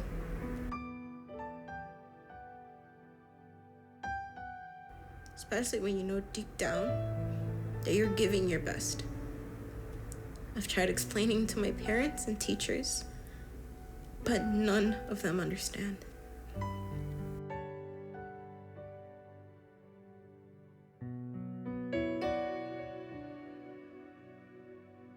I wish I had someone who understood me. I wish I had someone to help me. I feel so alone. I heard you guys are giving me some tutoring on like math and stuff. I was just wondering if you guys can help me with this problem. Yeah, sure. I tried. So, basically, you have a multiplication sign first of all.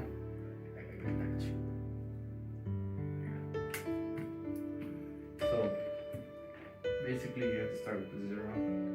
And I don't know if you know, but anything that's multiplied by 0 is 0. So,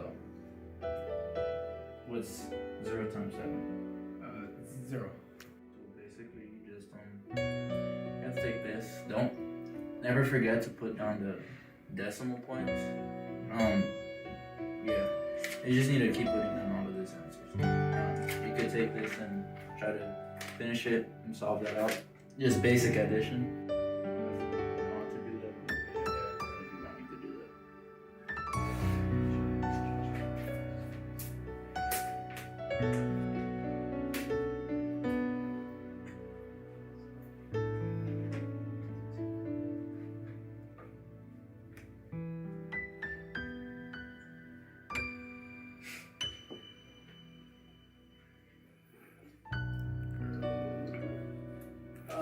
Wait, so after I do with the 0, do I bring down the decimal like right after, or do I just keep going? What will I do? Just don't put it in the wrong place. So I go right here, like here? No.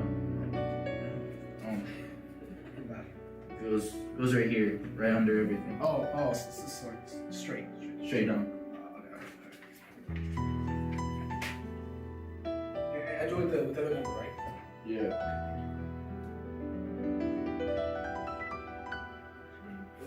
What did you say? I did with the like 3 times 7 is 21. So I put 21 here. Like no. You put the 1, and since you keep multiplying, you just need to put the 2 at the top of the page. Like you just put it up here, and whenever you multiply this, the 3 times 8. You just have to add the 2 to the final answer.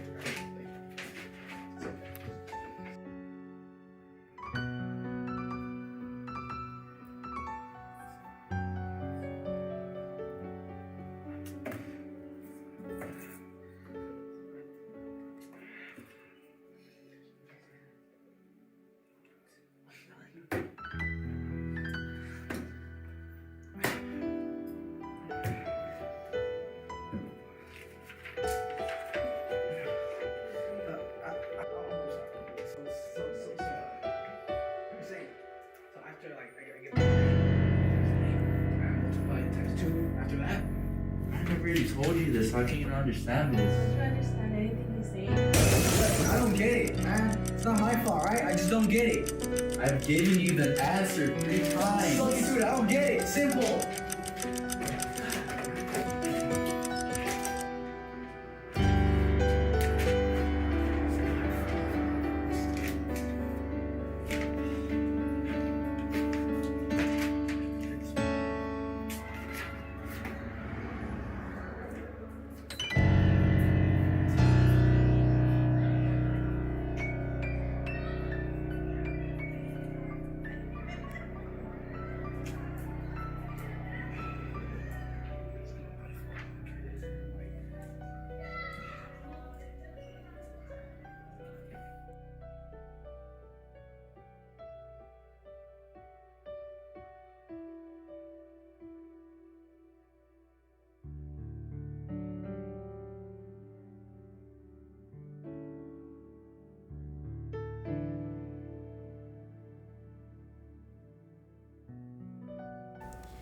It's not just school that's getting to me. Every day, for some reason, I feel really tired and down, sometimes for no reason.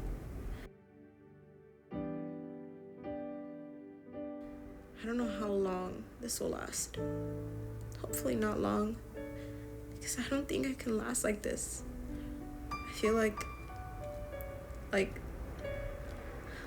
I'm always lost in my thoughts, distracted from the world and sad.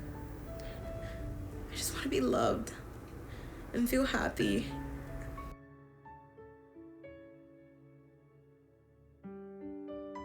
just wish I could do better. I want to make my mom and dad proud, but it's just so hard.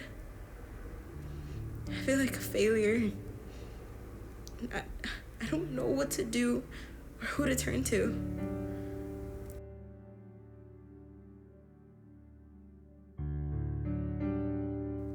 I wish someone would understand me. I wish someone would help me.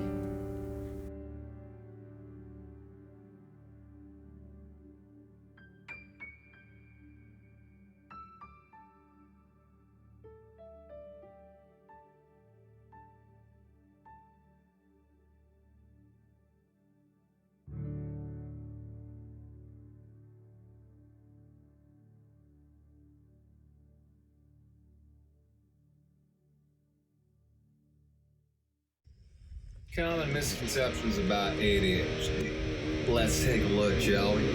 ADHD is not the following. ADHD is not an excuse.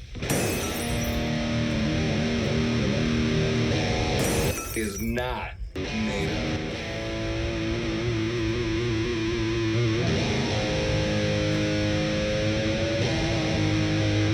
Is not laziness.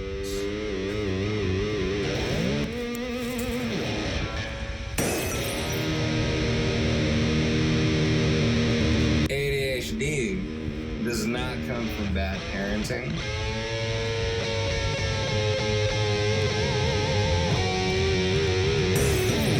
ADHD is not a lack of discipline.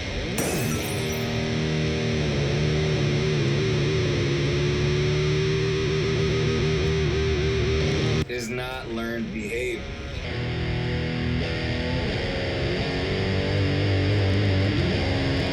ADHD is not something you should ignore. ADHD, not a one-size-fits-all condition. ADHD, not something to be ashamed of.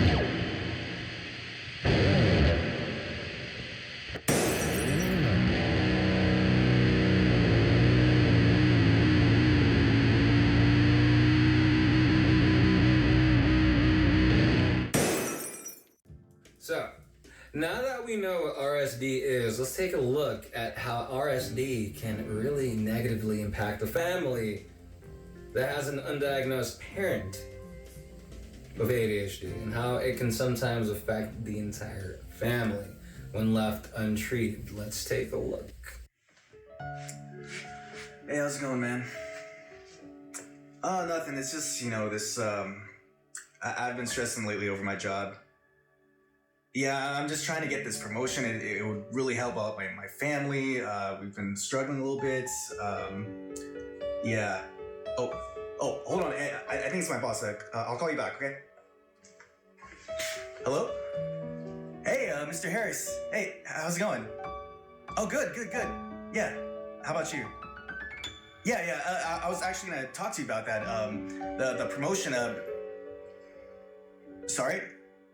Oh, I didn't get the promotion. Oh, are you sure or?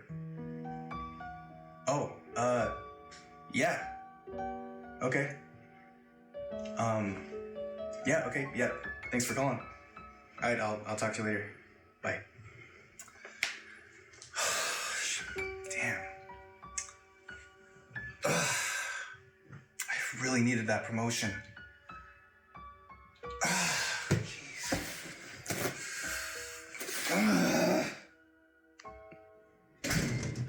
Hey, hon. Hi. How was work today? Oh, well, it could have been better. Did they finally give you the promotion? No, they didn't. Oh no, I'm so sorry. Yeah, I work so hard, I do everything I can. Just nothing I do is right, I guess. So I'm sure eventually they'll understand and they'll appreciate you the way that, I do.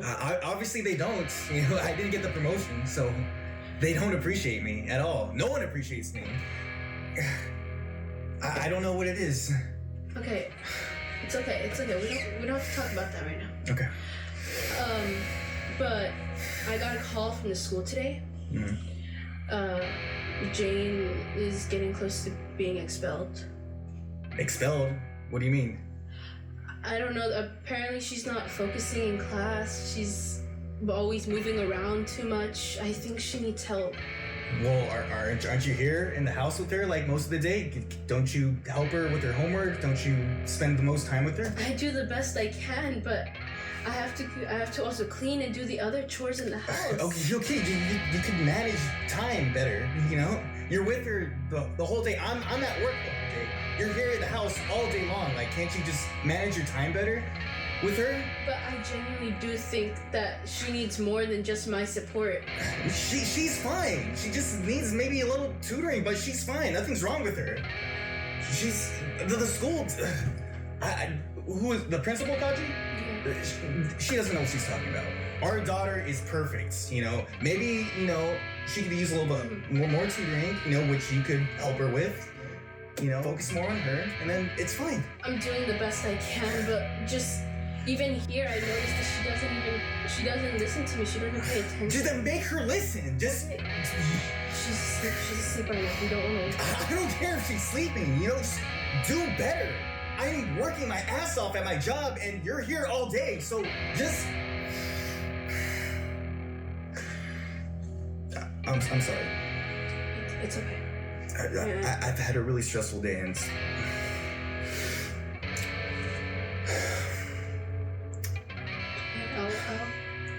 I'll figure something out. It's okay. Yeah, sure. Hello? Hey, sis. Oh, Saturday? Yeah, I can't take the kids to the park anymore. Well, something happened at work, and cancel the whole thing. I told you I can't do it anymore. I'm sick of you mooching off me like every time. Like I told you, no, I'm not doing this anymore. Okay? Don't call me anymore. Bye.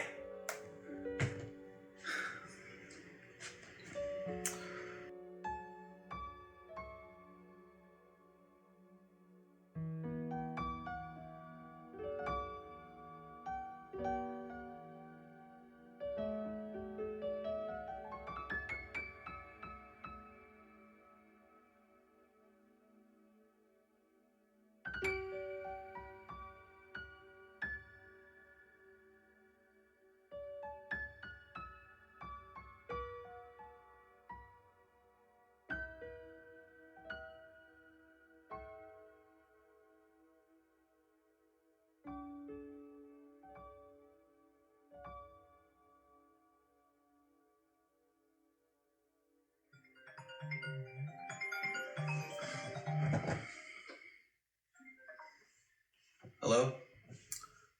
Oh, Mr. Harris. Hey. Oh, sorry, what was that? I got the promotion? Oh my God. Oh, you made a mistake. Oh, no, yeah, no worries. Oh, well, thank you so much. My family, my family's gonna be really happy for me. Thank you. I start Monday? All right, yeah, sure. Yeah, I'll see you Monday. Thank you so much. I really appreciate it. Thank you. All right, I'll see you soon. Okay, bye. Wow. I got the job. Wow. This is great.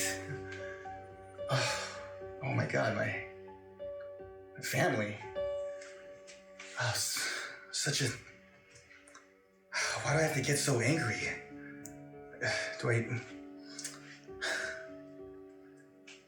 Should I apologize or? Oh my gosh. I need to learn how to control my temper. This is. Oh man, why am I like this? God.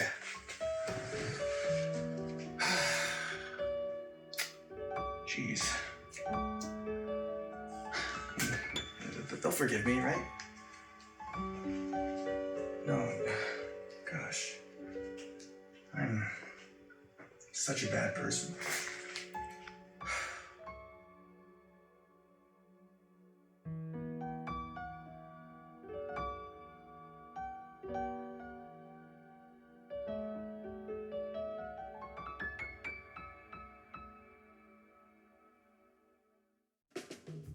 So I know for some of us, it's not really easy to see that. Perhaps some of you reflected on maybe growing up in homes where that would happen. Maybe you yourself might have been that person. It's not always easy to reflect. And sometimes it's very hard because in certain cultures, drinking is encouraged. But at the same time, looking into your mental health and perhaps why you do that is not really encouraged. And alcoholism or alcohol consumption, as we've figured out, really balances out the central nervous system and calms it down. So.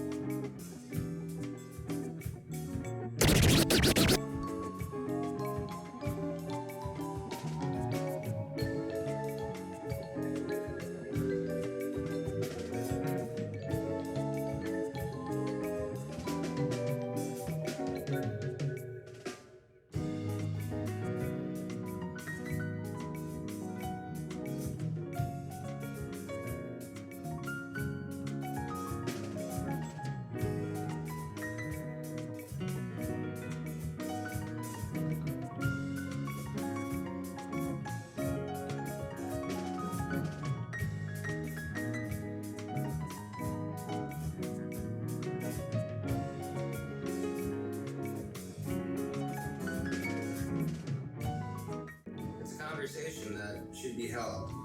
And if it's too hard, maybe approach the subject matter with your family little by little. Because it's not easy. And in the ADHD culture, those that have ADHD, they have to endure a lot of things sometimes. And it can be very difficult when you don't have resources or know why you act the way that you do. A lot of people with ADHD have a beautiful heart. And they're very loving parents, very loving people, but sometimes it's those little moments that catch us off guard and really cause us to go into these calamities that a lot of people with ADHD are too familiar with. I want to tell you a story of a very loving father and a very loving little girl and what undiagnosed ADHD could do to a family. Get your tissues out. This is going to be quite the emotional episode. Let's give it a go.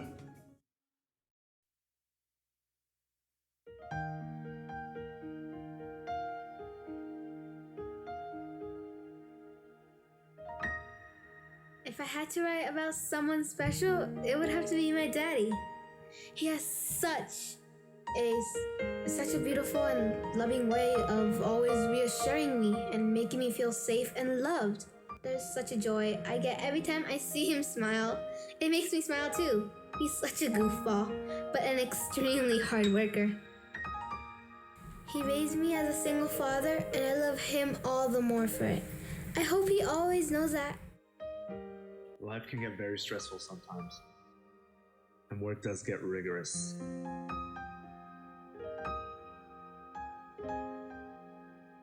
But all that goes away when I see my love and joy.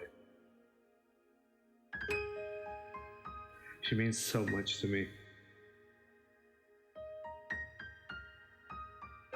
I hope she always knows that.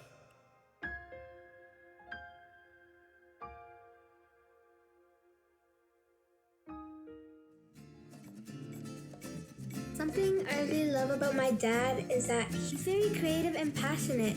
When he tells me stories, he has a tendency to sidetrack in conversations. But for me, that just makes the conversations more interesting. My dad is also not afraid to be goofy, funny, or quirky. He always tells me to embrace my inner child and never lose that.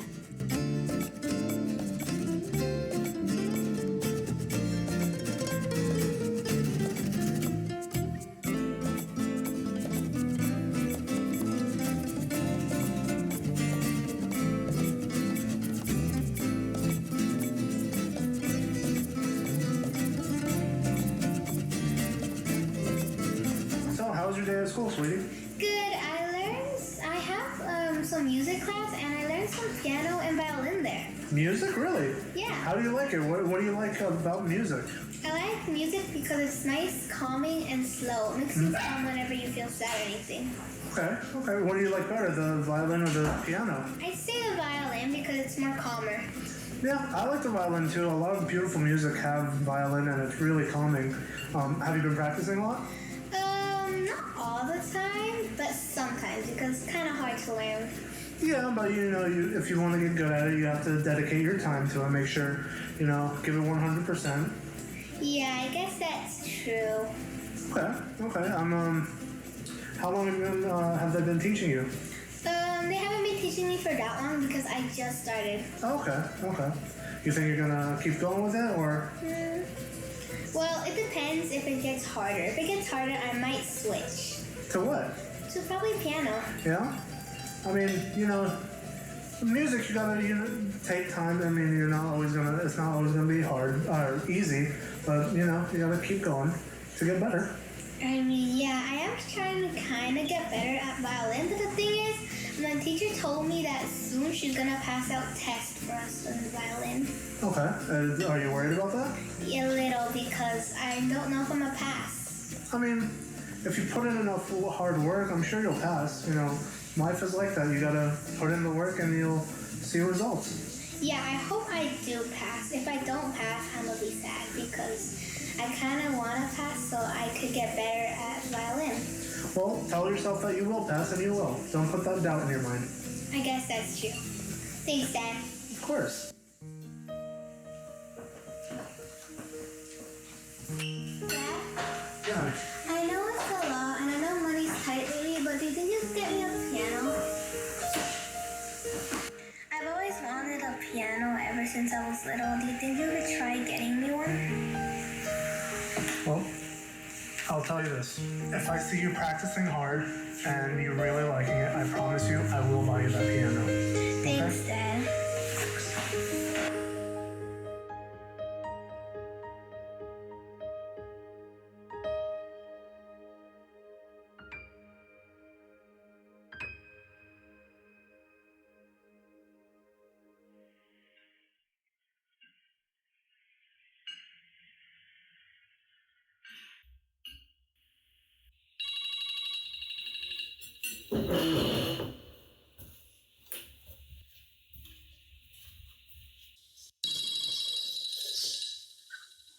Hello?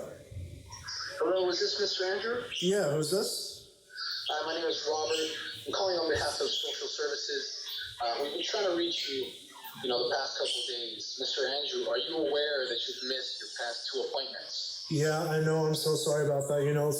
Things came up. There's been a lot of trouble at work, and, it's been a little busy. I'm so sorry.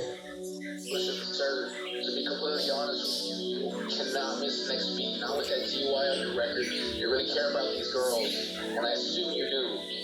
I would strongly recommend not missing the next meeting. It could be very crucial for this case. I promise I'll be there. I won't miss it. You have my word. I'll be there for sure. Alrighty then. We'll see you tomorrow, Mr. Andrew. All right, take care. Thank you.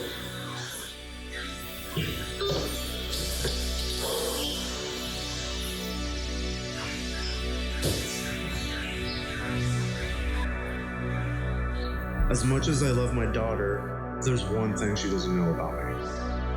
I'm what you call a functional alcoholic.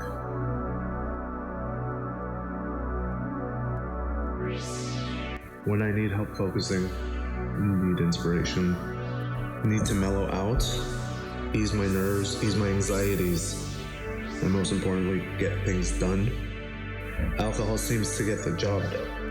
And right now, this phone call I got from social services threatening to take away my daughter, plus a work deadline.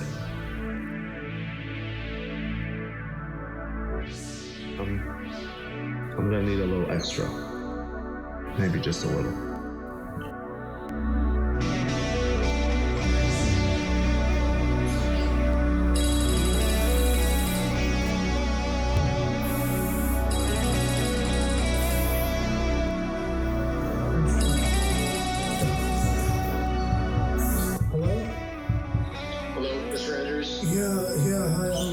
Sorry, I know I was supposed to be there. I'll be right over.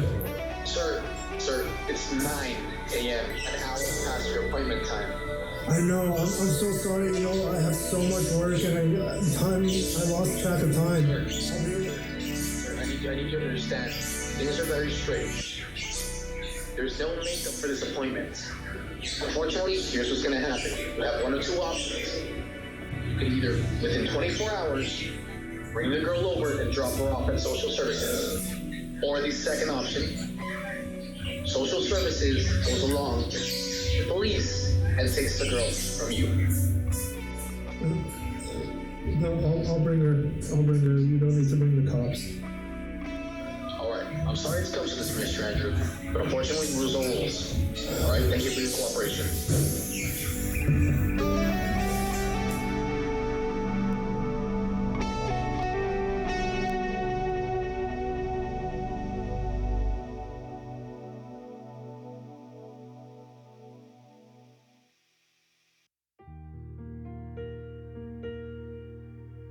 This would be the start of one of the most difficult days of my life. When I picked up Melanie from school that day, at first, I couldn't look her in the eye.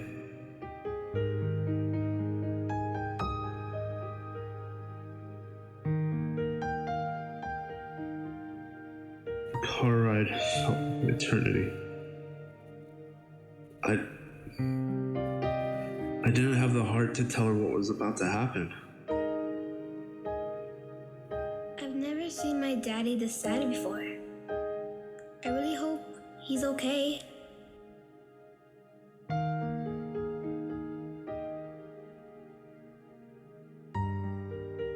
I wish there was something I could do to cheer him up. We kept driving further and further, all in silence. I remember all the special times we shared throughout the years. There's nothing more precious to me than all the special times we shared together.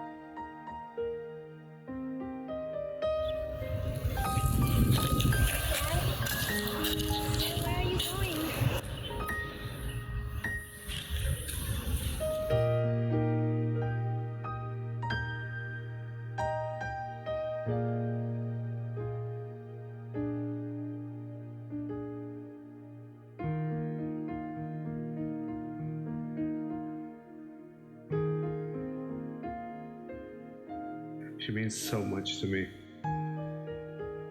Sorry. I need to change.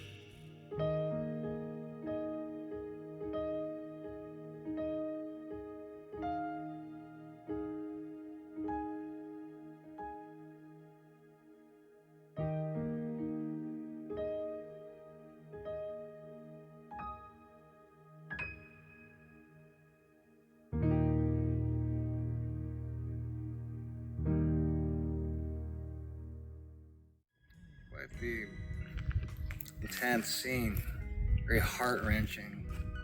Sometimes the reality of what ADHD can do to a family, can do the relationship between a parent and their child.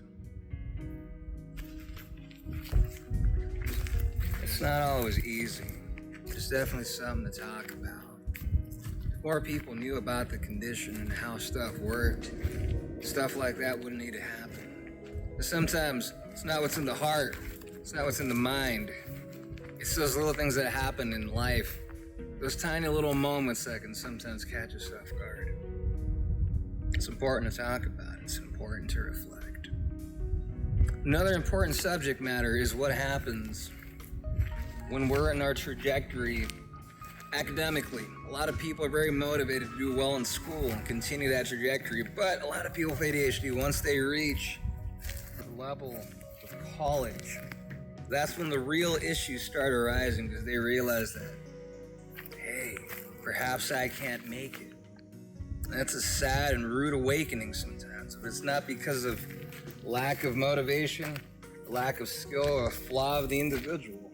A lot of the time, it's due to undiagnosed ADHD. Let's take a look at what happens when we go to college with undiagnosed ADHD and the sad reality that follows a lot of people. Let's take a gander.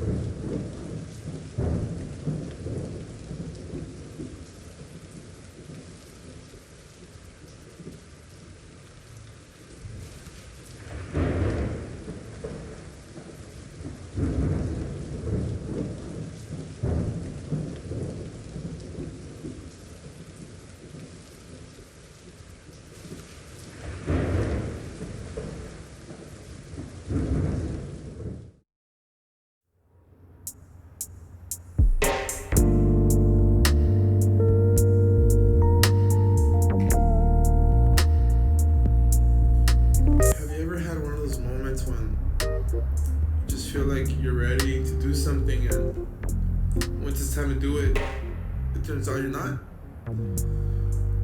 This is how I feel in my first 2 weeks of college.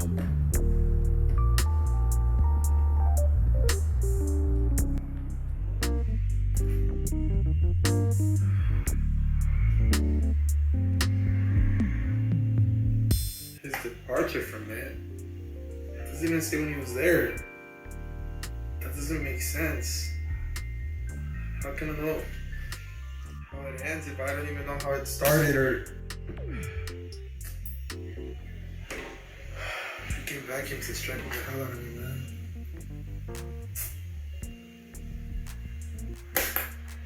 It's been 20 minutes. It felt like 2 hours. What the hell?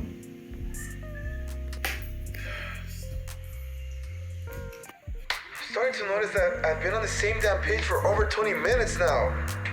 And it's pissing me off. It's annoying. Like, anything my mind finds more exciting than what I'm doing at the time will turn into a battle for attention, and I just can't get myself coming back and focusing on what I was doing originally.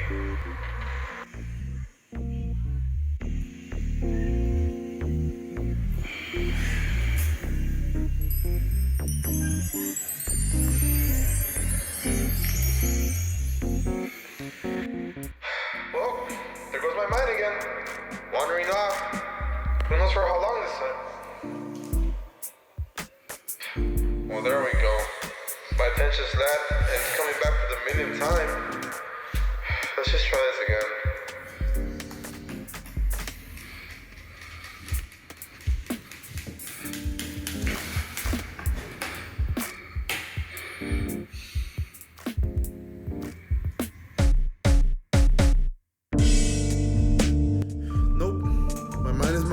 Enemy and refuses to comply and would rather wander the streets of my mind, getting lost in thought, getting lost in translation, and being lost in the moment. And it's stuff I can't get back when I get lost. I can't find myself to come back. My attention fades and time is wasted, time that I can never get back. Sometimes I feel like my mind has no destination, has no end. It's like pinballs in my head. 5 more classes to go. I'm stuck on this one for about 4 hours. This is too hard. It's hard for me to understand this stuff, man. I can't grasp it.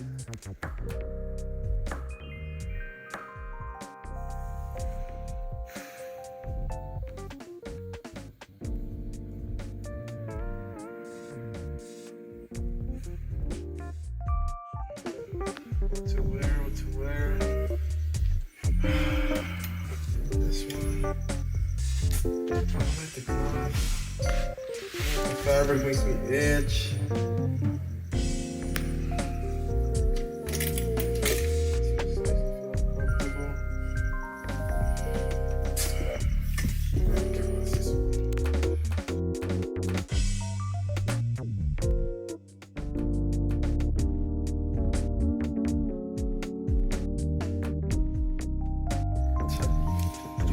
Still fit into that.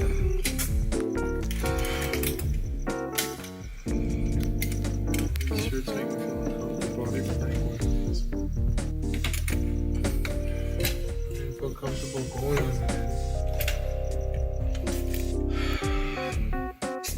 I don't even feel comfortable in this. Like, I feel so depressed. Like, I don't feel myself. Like,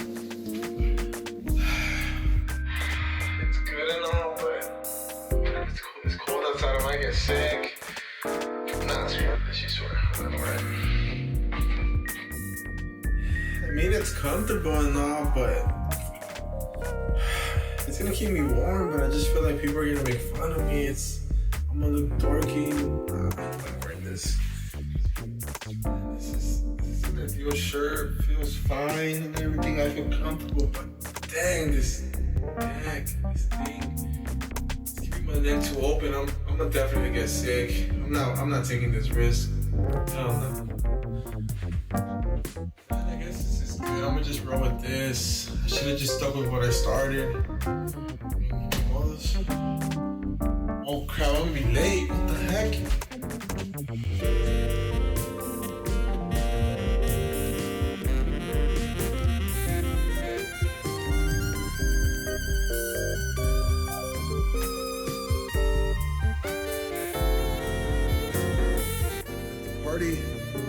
I couldn't even focus on socializing. I was so lost in my head, so in there, being overwhelmed, being behind all this homework, all these quizzes, all this reading. I'm just scared that I'm not gonna make it. I'm honestly scared of dropping out, failing at everything that I do. Like, why does it take me so long to get motivated to complete a task? Well, why can't I do it at the pace that other people do it at? It's so frustrating, the lack of motivation that I have. I feel lazy, but I know I'm not. There's more to it.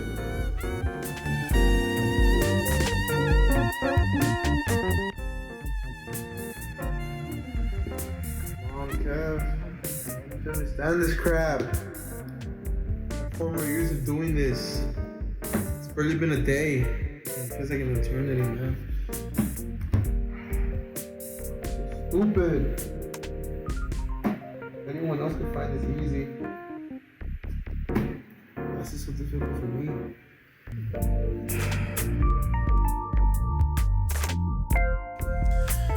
Just like my attention wandering the streets of my mind, I've just given up hope. I've given up on my education. I tend to get fired from job after job. Just not caring about anything. Just looking for that fulfillment. Looking for something to stimulate my mind and my attention. Until inevitably it just wanders off. Again and again and again.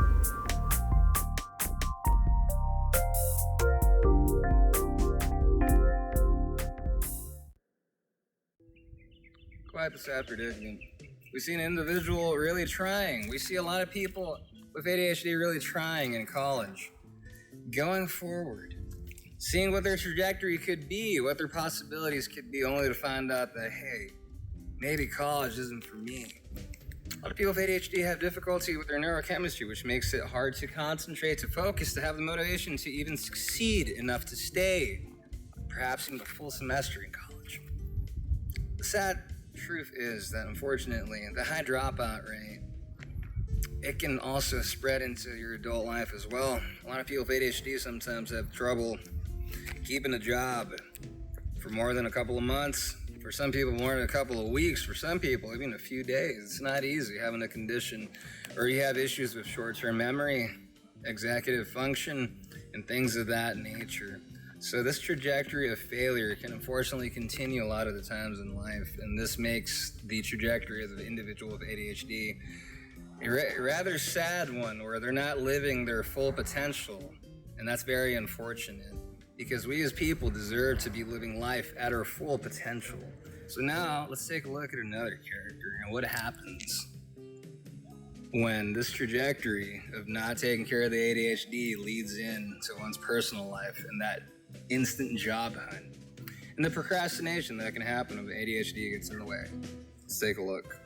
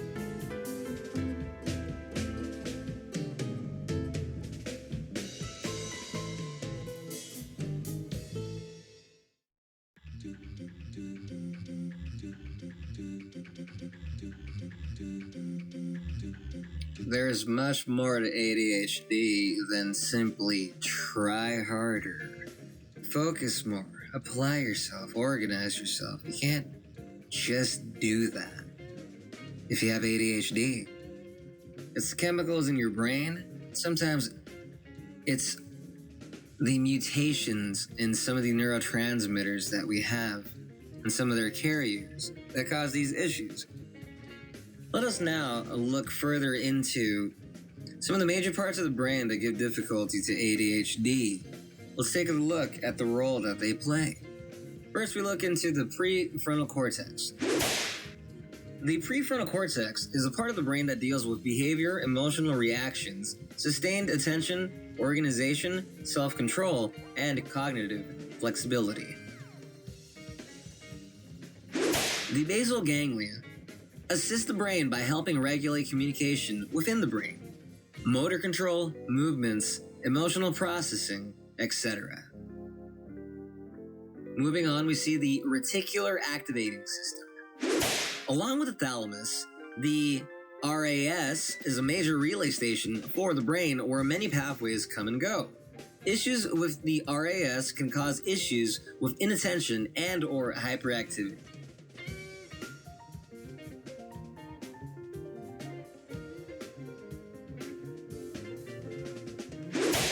Now we see the limbic system. The limbic system helps the brain regulate emotions involved in fight or flight and helps establish emotional states.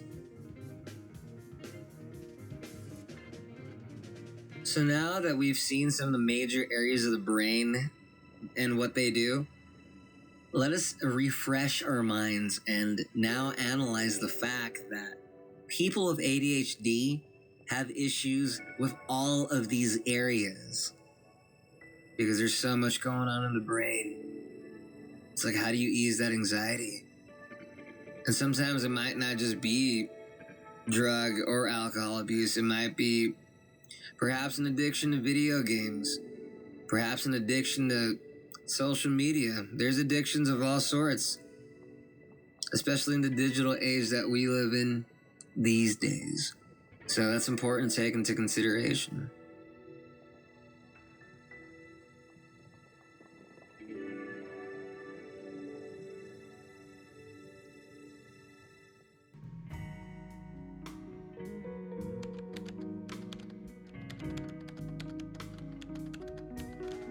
This is the start to one of those nights.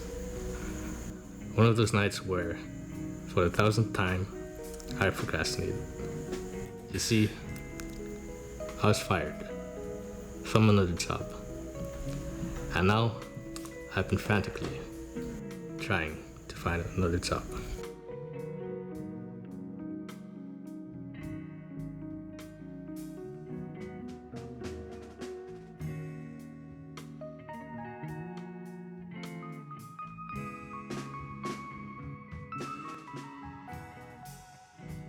The job interview is tomorrow, 7:30 a.m. I have now just realized that I underestimated the amount of work that they are expecting me to have ready. This is not good. It's 3 o'clock already.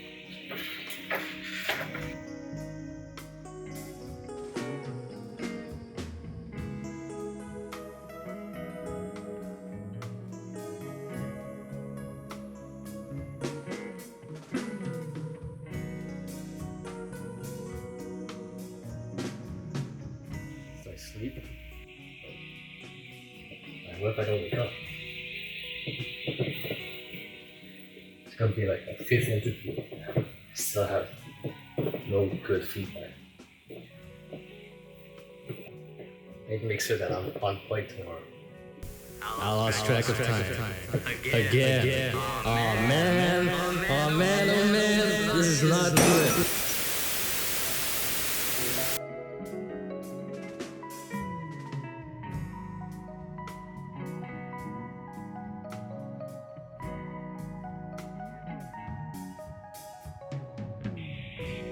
Stay up, it's not worth risking his job.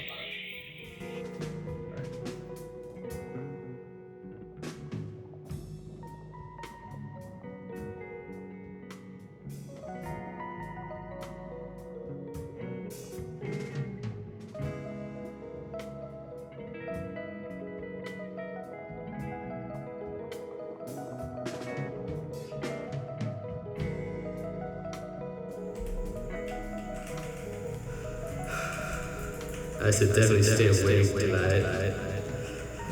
Might not just get the job. Time is passing so fast and so slow. Can't keep track of time. Focus comes, focus goes. Maybe I should move around some. My body hurts. I'm just kind of sick. This is nerve-wracking.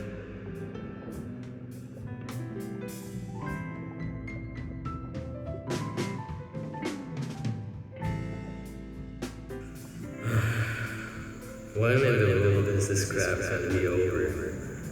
Is time moving forward or backward? Is it me? Is it flashback? I feel my mind's going slightly mad. I'm just probably sleepy. I made a promise. Never again. Procrastinating is not my way of life. Preparing files, paperwork, this fucks up. Yeah, here I am again.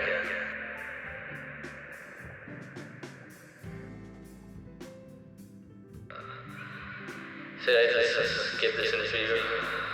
What time is it? Will I wake up disoriented, unprepared? I feel like I don't have any power over procrastinating. Maybe these classes will help me focus. I really need to be ready for this.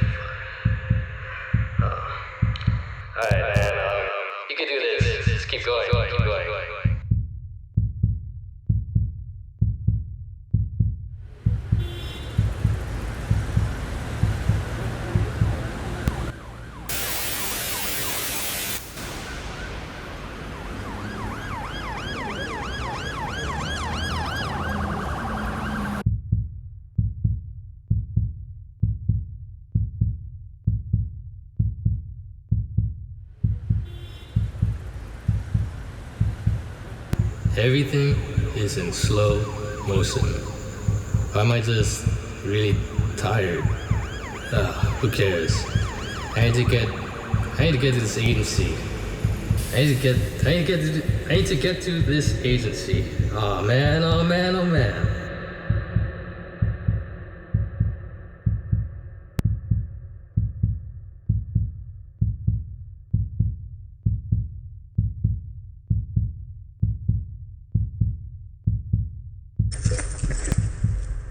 Calm down. Relax, man. Everything's gonna be okay.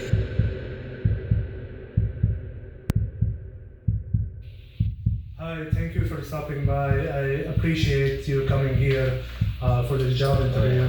Thank you for understanding. I know it's late. Do you remember talking on the phone about our agreement, what we need, and everything like that?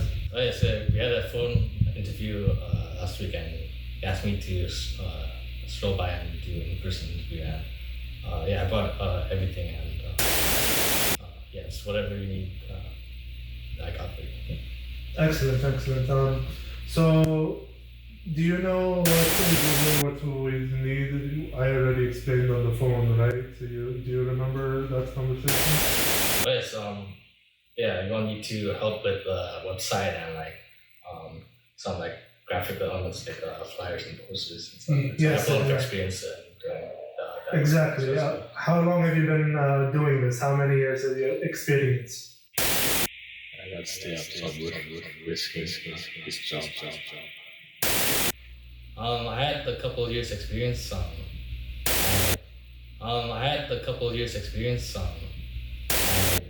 did some freelance stuff for some clients on Fiverr. I did some stuff for some weddings. And I playtested the friend's game and I did the website for it. And I did a couple like band posters every now and then for a couple local bands. And these people, you have references and everything? Yeah, I have them on my resume if you want to see. Oh, no, that's not necessary, thank you. Okay. So bottom line is, this is what we're looking for. We need someone who can meet our deadlines, someone who's willing to work nights, weekends, holidays, able to go above and beyond. You know, we are a very busy company, we have lots of clients, and you know, there's a lot of expectations that we have to meet, and you know, and I don't know if what you've given me, your references and your resume kind of holds up, you know. I mean, I'm just like starting up in like entry level, so it's like, you know, like I have to start somewhere, right? So what do you think you can bring to us that other people can't? Well, I have my own style, and from what research I've done through your company, I feel like I could make the right direction, like surface level rights for your company. So. I'll be honest with you. You know, you didn't show up on time. You know, that doesn't look good on a face-to-face interview. I mean, you barely given me any work to show for everything. I don't think you're not cut out for our company. I'm sorry.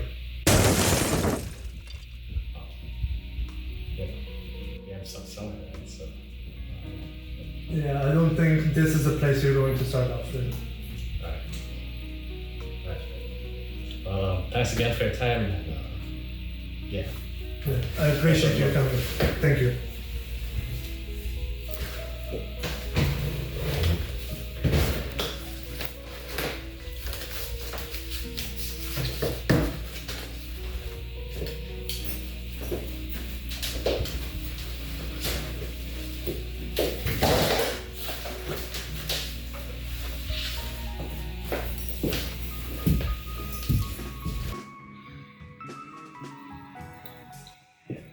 It's 5 down. There's 6 more to go.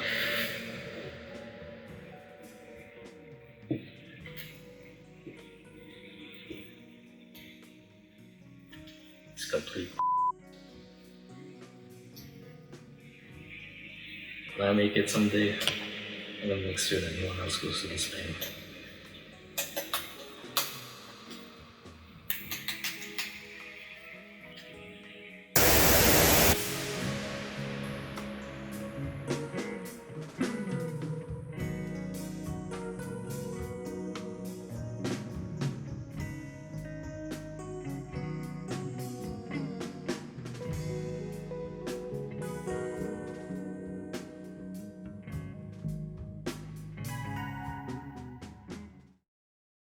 So now that we've seen what happens to adults with ADHD, undiagnosed ADHD, in the work field, in the workforce, in the job hunt, now we see what happens to a parent, to that single parent that has to raise up their ADHD child. And for a lot of parents, there's that one single parent that feels like they have to do it all on their own. Like they have nobody else to depend on, unfortunately. And they feel like it all falls on them. Unfortunately, some of these parents feel like they're the only ones that really love their son or daughter and understand them. Let's take a look.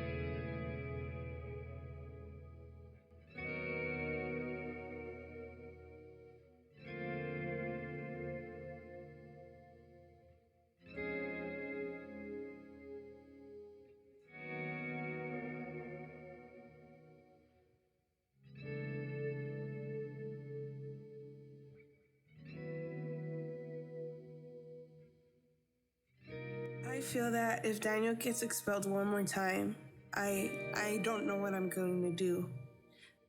Some nights I get very sleepy because Daniel cannot fall asleep or stay asleep. And he will start acting very energetic and running around late into the night. This causes me to feel quite tired the following day.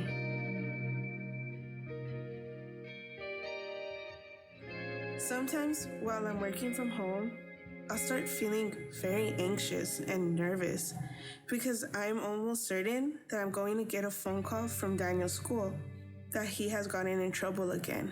I feel so ashamed and so embarrassed sometimes, but regardless, I love my little boy.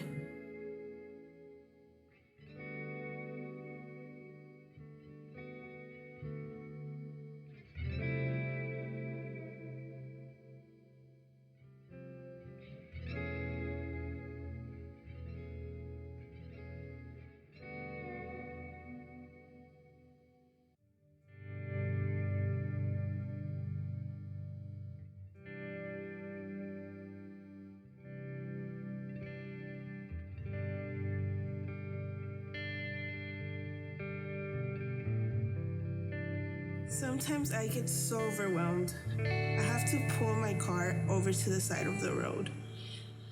I feel so alone in this, but I have to remember it's for my son. I feel as though if I weren't there for Daniel, who would be?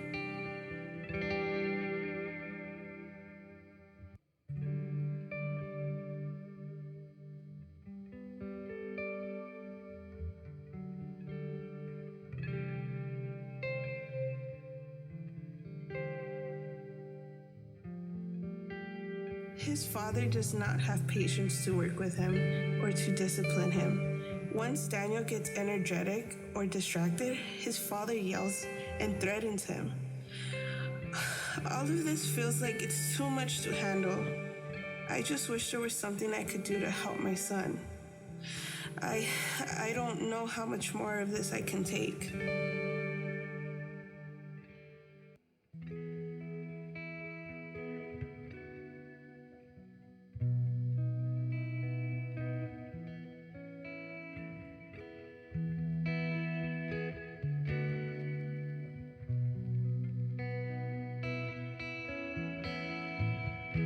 I just wish more people could see the great and loving little boy that Daniel is. His energetic and impulsive behavior is something that his schools, our neighbors, and other family members have complained about. This includes my husband, who believes that Daniel's energetic, impulsive, and troubling behavior is because of negligence, lack of discipline, and outright bad parenting, specifically for me.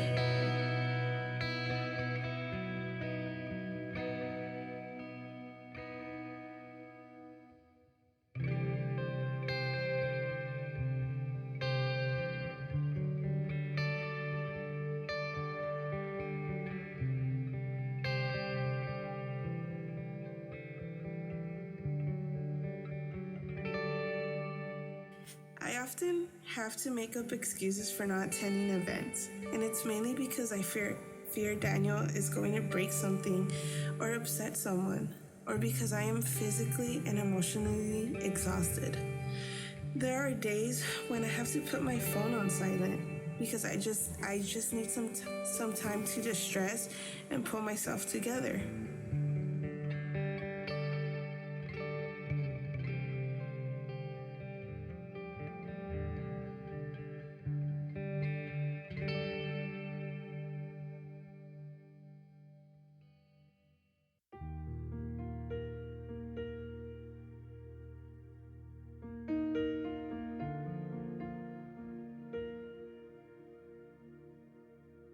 If there was one thing I could wish, it would be for support. I wish other moms, parents, and teachers knew what I had to go through for my son. I love him with all my heart. I just wish I felt that love and support back from those close to me. Taking care of Daniel is a near 24/7 job. that can be very mentally draining, especially when you feel like no one else understands or wants to help.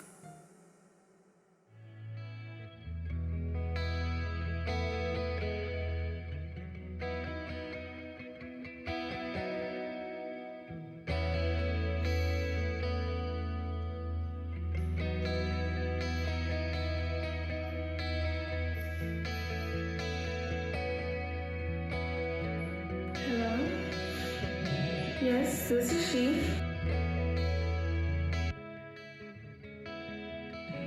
Expelled? What do you mean expelled? What did he do? Is there something, any way we could do, like, what can I do to fix this? Or what can he do? Like, is there any other options not necessarily being expelled? Okay.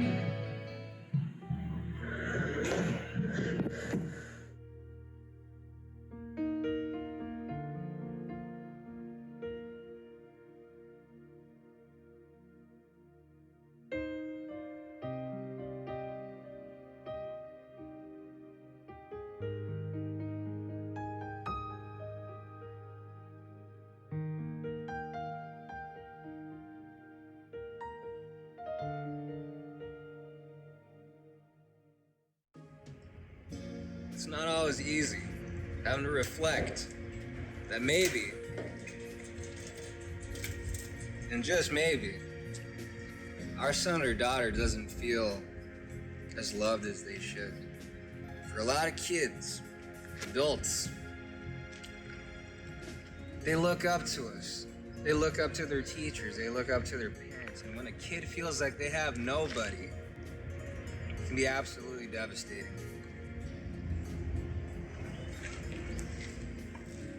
For a lot of us with ADHD, when we grow up as kids in school, or on the playground, maybe in PE or physical education classes, some people with ADHD, or rather a lot of people with ADHD, are chosen last. And it makes us feel pretty harsh.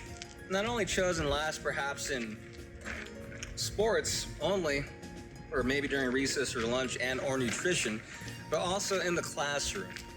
You see, people with ADHD, they're told a lot more negative things than people that don't have ADHD. A lot of teachers seem to think people with ADHD are just outright troublemakers, kids that can't succeed or won't change, or worse yet, the lost cause, if you will. And it's not the truth. It's just that the condition's not being addressed. But for a kid with ADHD who grows up into an adult that hears so much negative connotation, and the bigger picture of it all, it really makes that person's self-esteem drop in the long run.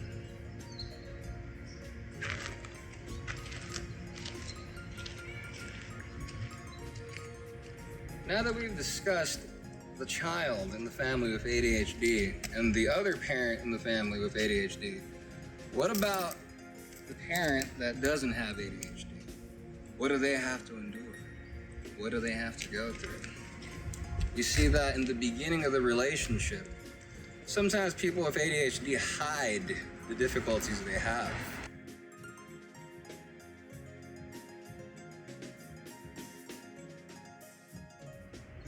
And then later down the line, when the real person comes out, so to speak, with the undiagnosed ADHD conditions, that's where the difficulty really starts. And that's where the beauty that was once unique and beautiful suddenly, individually, just withers away.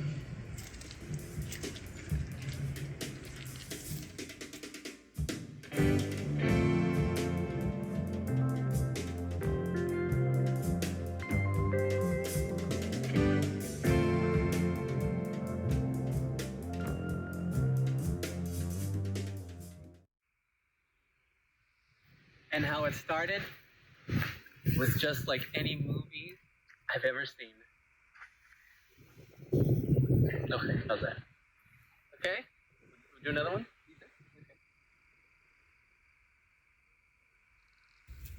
Hey, how's it going? It's good to see you. I gotta tell you something. Okay, so I actually met a girl.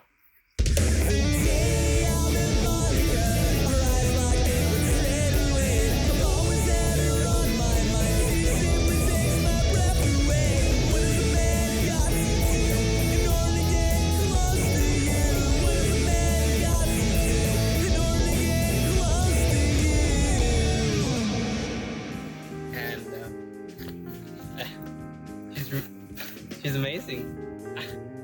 I don't know, it's so weird sometimes thinking about like her all the time. And I'm trying not to like fully like fall, you know what I mean? Yeah, I just everything she's we have like this connection, like this magnetism. Like honestly, like whenever I'm around her, we just kind of just connect. And it feels so good.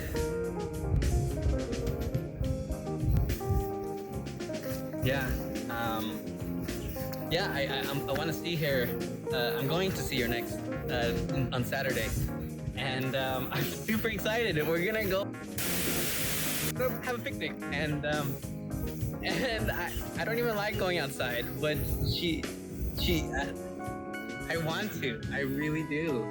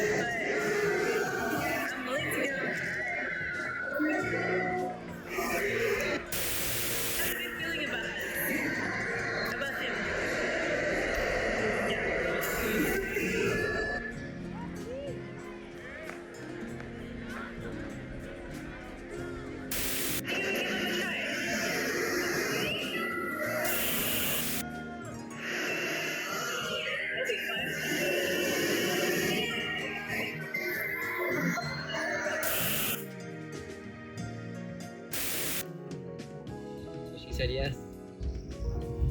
Hey, I'm still kind of reeling over that feeling, you know? It's been a couple of days, but I'm still as happy as I was.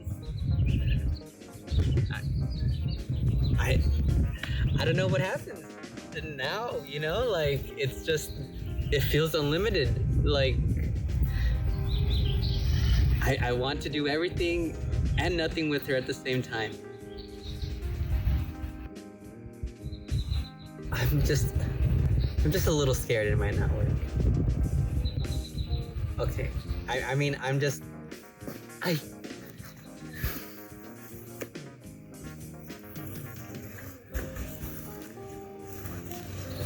it's scary, you know?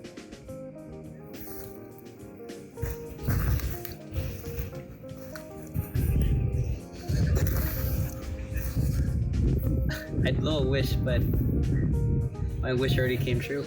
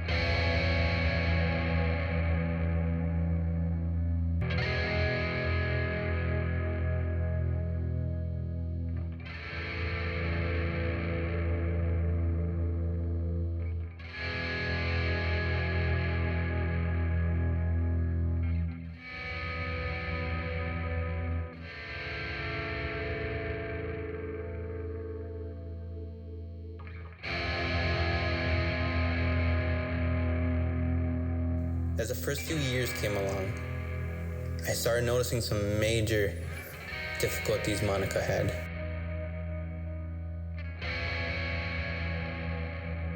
I'm not gonna lie, she's really hard to deal with most of the time. She doesn't have any control over her impulsivity. If she wants to do something, she'll just do it.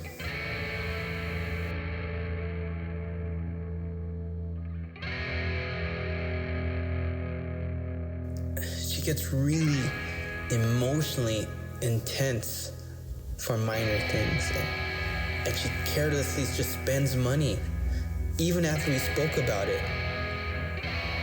Even after she made a promise not to spend anymore. She spent all of our savings twice behind my back. And then she gets mad at me and yells at me to stop being such a worrier. I don't know what to do anymore. She acts pretty distant most of the time now.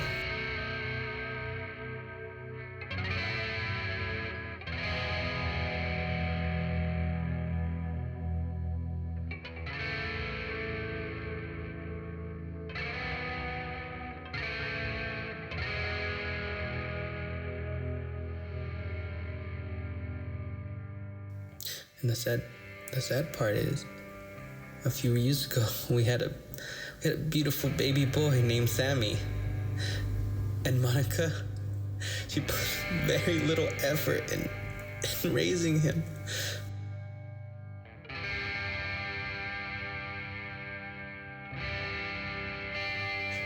She gets bored when watching him or she doesn't want to take care of him.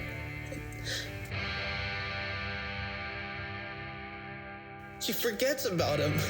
She just goes on her phone.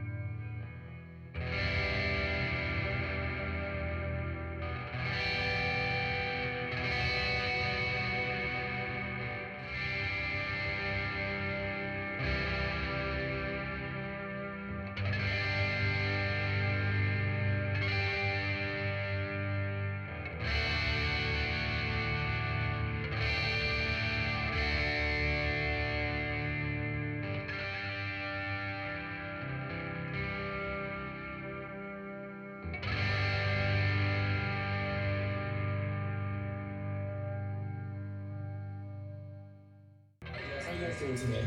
Very well, thanks for taking I'm glad you guys are able to come today. You guys came early, just on time. I appreciate that very much, you guys. I want to get down to business, guys. This is our last day. We're here today, our last appointment we have with each other.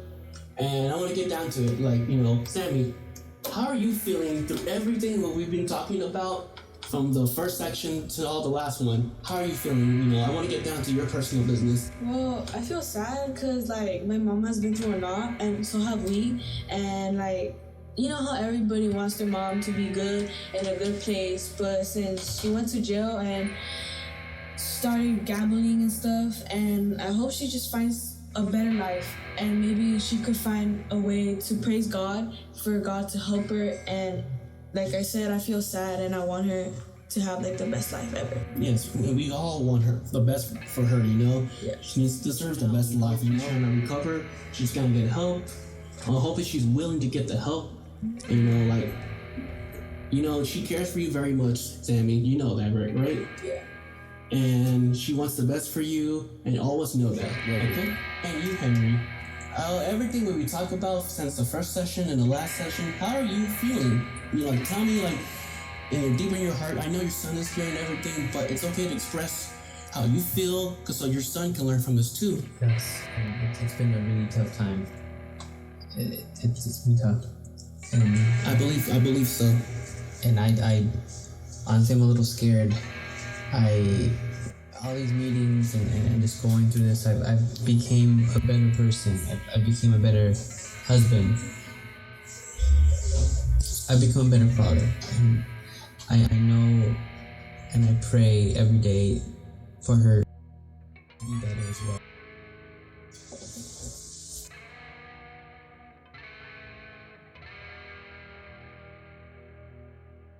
But I want you guys to understand something. You know, in the end of the day, it is her choice. If she wants to get the help, be there for her, support her 100%, and you too, Sammy. So help your dad, support, and we can help her out and become better. But if she decides not to, and she doesn't want the help, what are you gonna do about that? I'm at the point where, you know what, for the sake of the family and the best of us, it's important for her to develop and grow by herself. And I'm ready to face that. That's good to hear. That's good to hear for you, Henry, that is the choice that you have to make. You know, I know that in all now, that's a hard choice to make.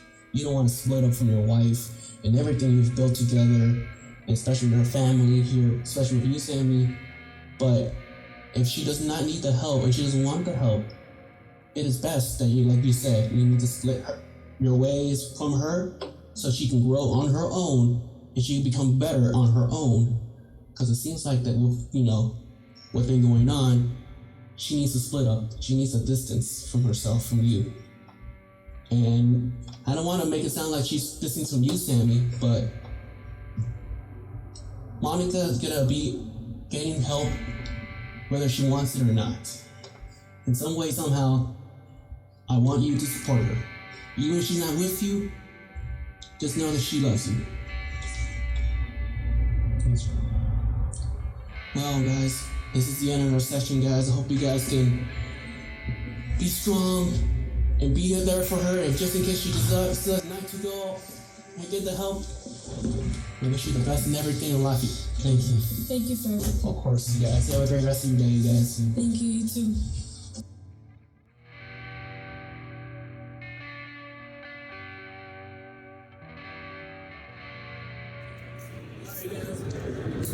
Thank you, Doc. Thank you, Doc.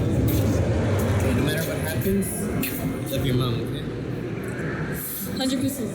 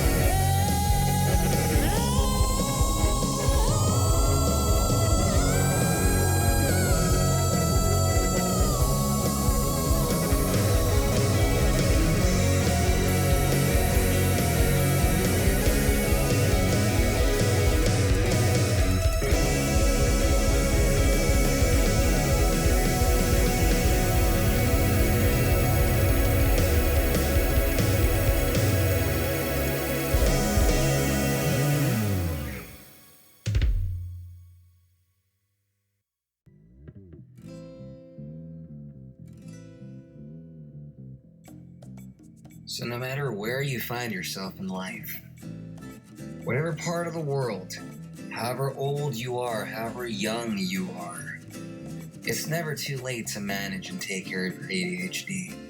There are so many different treatment options that you have as a choice to improve your life and where you're at. Whether that be improving your diet to better manage your ADHD, whether that be improving your gut health, as we learned earlier, in terms of how we eat and learning about how the gut works and how we can improve our health. Whether that be reducing inflammation through your diet. What are some foods that help out inflammation? Tomatoes, olive oil, spinach, kale, dark leafy greens, nuts and almonds and walnuts, different types of fish like salmon, mackerel, sardines, fish that are high in omega oils, fruits, and berries, and stuff of that nature can greatly help reduce inflammation. Things to avoid for inflammation are processed foods, saturated fats, sugary foods, and drinks, refined carbs like white bread and pastries. If we can reduce those, it can really make a difference and lower our inflammation. Because inflammation is a great contributor to ADHD symptoms. So once we get that on check, you'd be surprised how much improvement we can see. Getting some cardio, getting some exercise, getting some exercise a few times a week can make all the difference and can improve the ADHD and lessen the symptoms.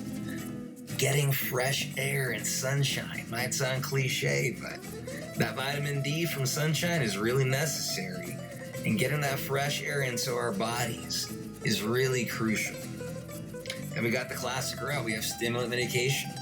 Studies have indicated that stimulant medication is a very effective treatment for those with ADHD. Social stigma and society sometimes gives bad connotation to stimulant medication, but rest assured, if you have a condition like ADHD, stimulant medication can be of great assistance. With great power comes great responsibility.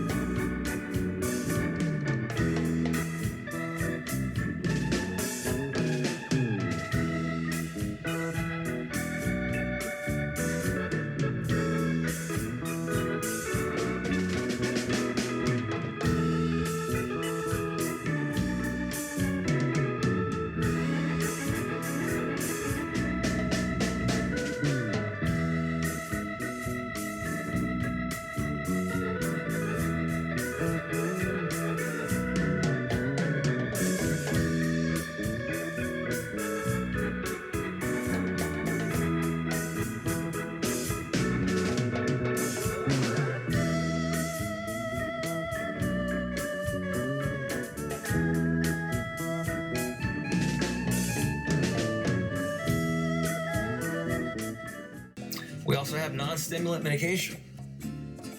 This medication is not classified as a stimulant, does similar properties, but is a bit different in its regard. We also have supplements and vitamins as an option. We have supplements that help out with all the different neurotransmitters that we spoke about earlier. We even have supplements that help out with multiple neurotransmitters. And the good thing is, a lot of these are found on online stores and supermarkets and grocery stores. And you won't need a prescription to be able to obtain them. And we also have yoga and meditation. Yoga is really great for helping out the body, helping get that very restless feeling of ADHD on check, and can help us out in many different ways in terms of calming down our mind and our body. Meditation can really help connect the two different hemispheres of the brain and can really help mitigate and lower ADHD symptoms and can help you focus a whole lot better. And most importantly, your intrinsic interest. Your intrinsic interest is an interest you have as a human being that you do for the sheer fun and satisfaction of doing it. For the sheer fun and satisfaction of doing it. There is no monetary gain, perhaps. You do this because it makes you feel good. And if an individual can make their intrinsic interest their job, that's a really helpful blessing. Because for a lot of people, if your intrinsic interest, and it can be more than one thing. For some people, that's playing music, playing sports, working on a car, working on a project. If we don't have these things, if we don't have our intrinsic interest fulfilled in our life, we can begin to feel very jaded, very down, and for some people, very depressed. So it's important to keep our intrinsic interest alive. This is a hobby or activity that we do for the sheer joy of doing it. And for a lot of us, we live a lot of busy lives and have gone through a lot with ADHD. We deserve to have an intrinsic interest. We deserve to feel good as well. Don't think it's the end. Don't think you're out of options. For a lot of you listening, you've had ADHD perhaps your whole life and you haven't known. Well, now that you know, we can start treating it. It's all up to you. Millions of people can want you to change, but if you don't want to change, that change is not going to come. You have to want the change. For some people, accepting that they have ADHD is really hard. Acceptance is the first step.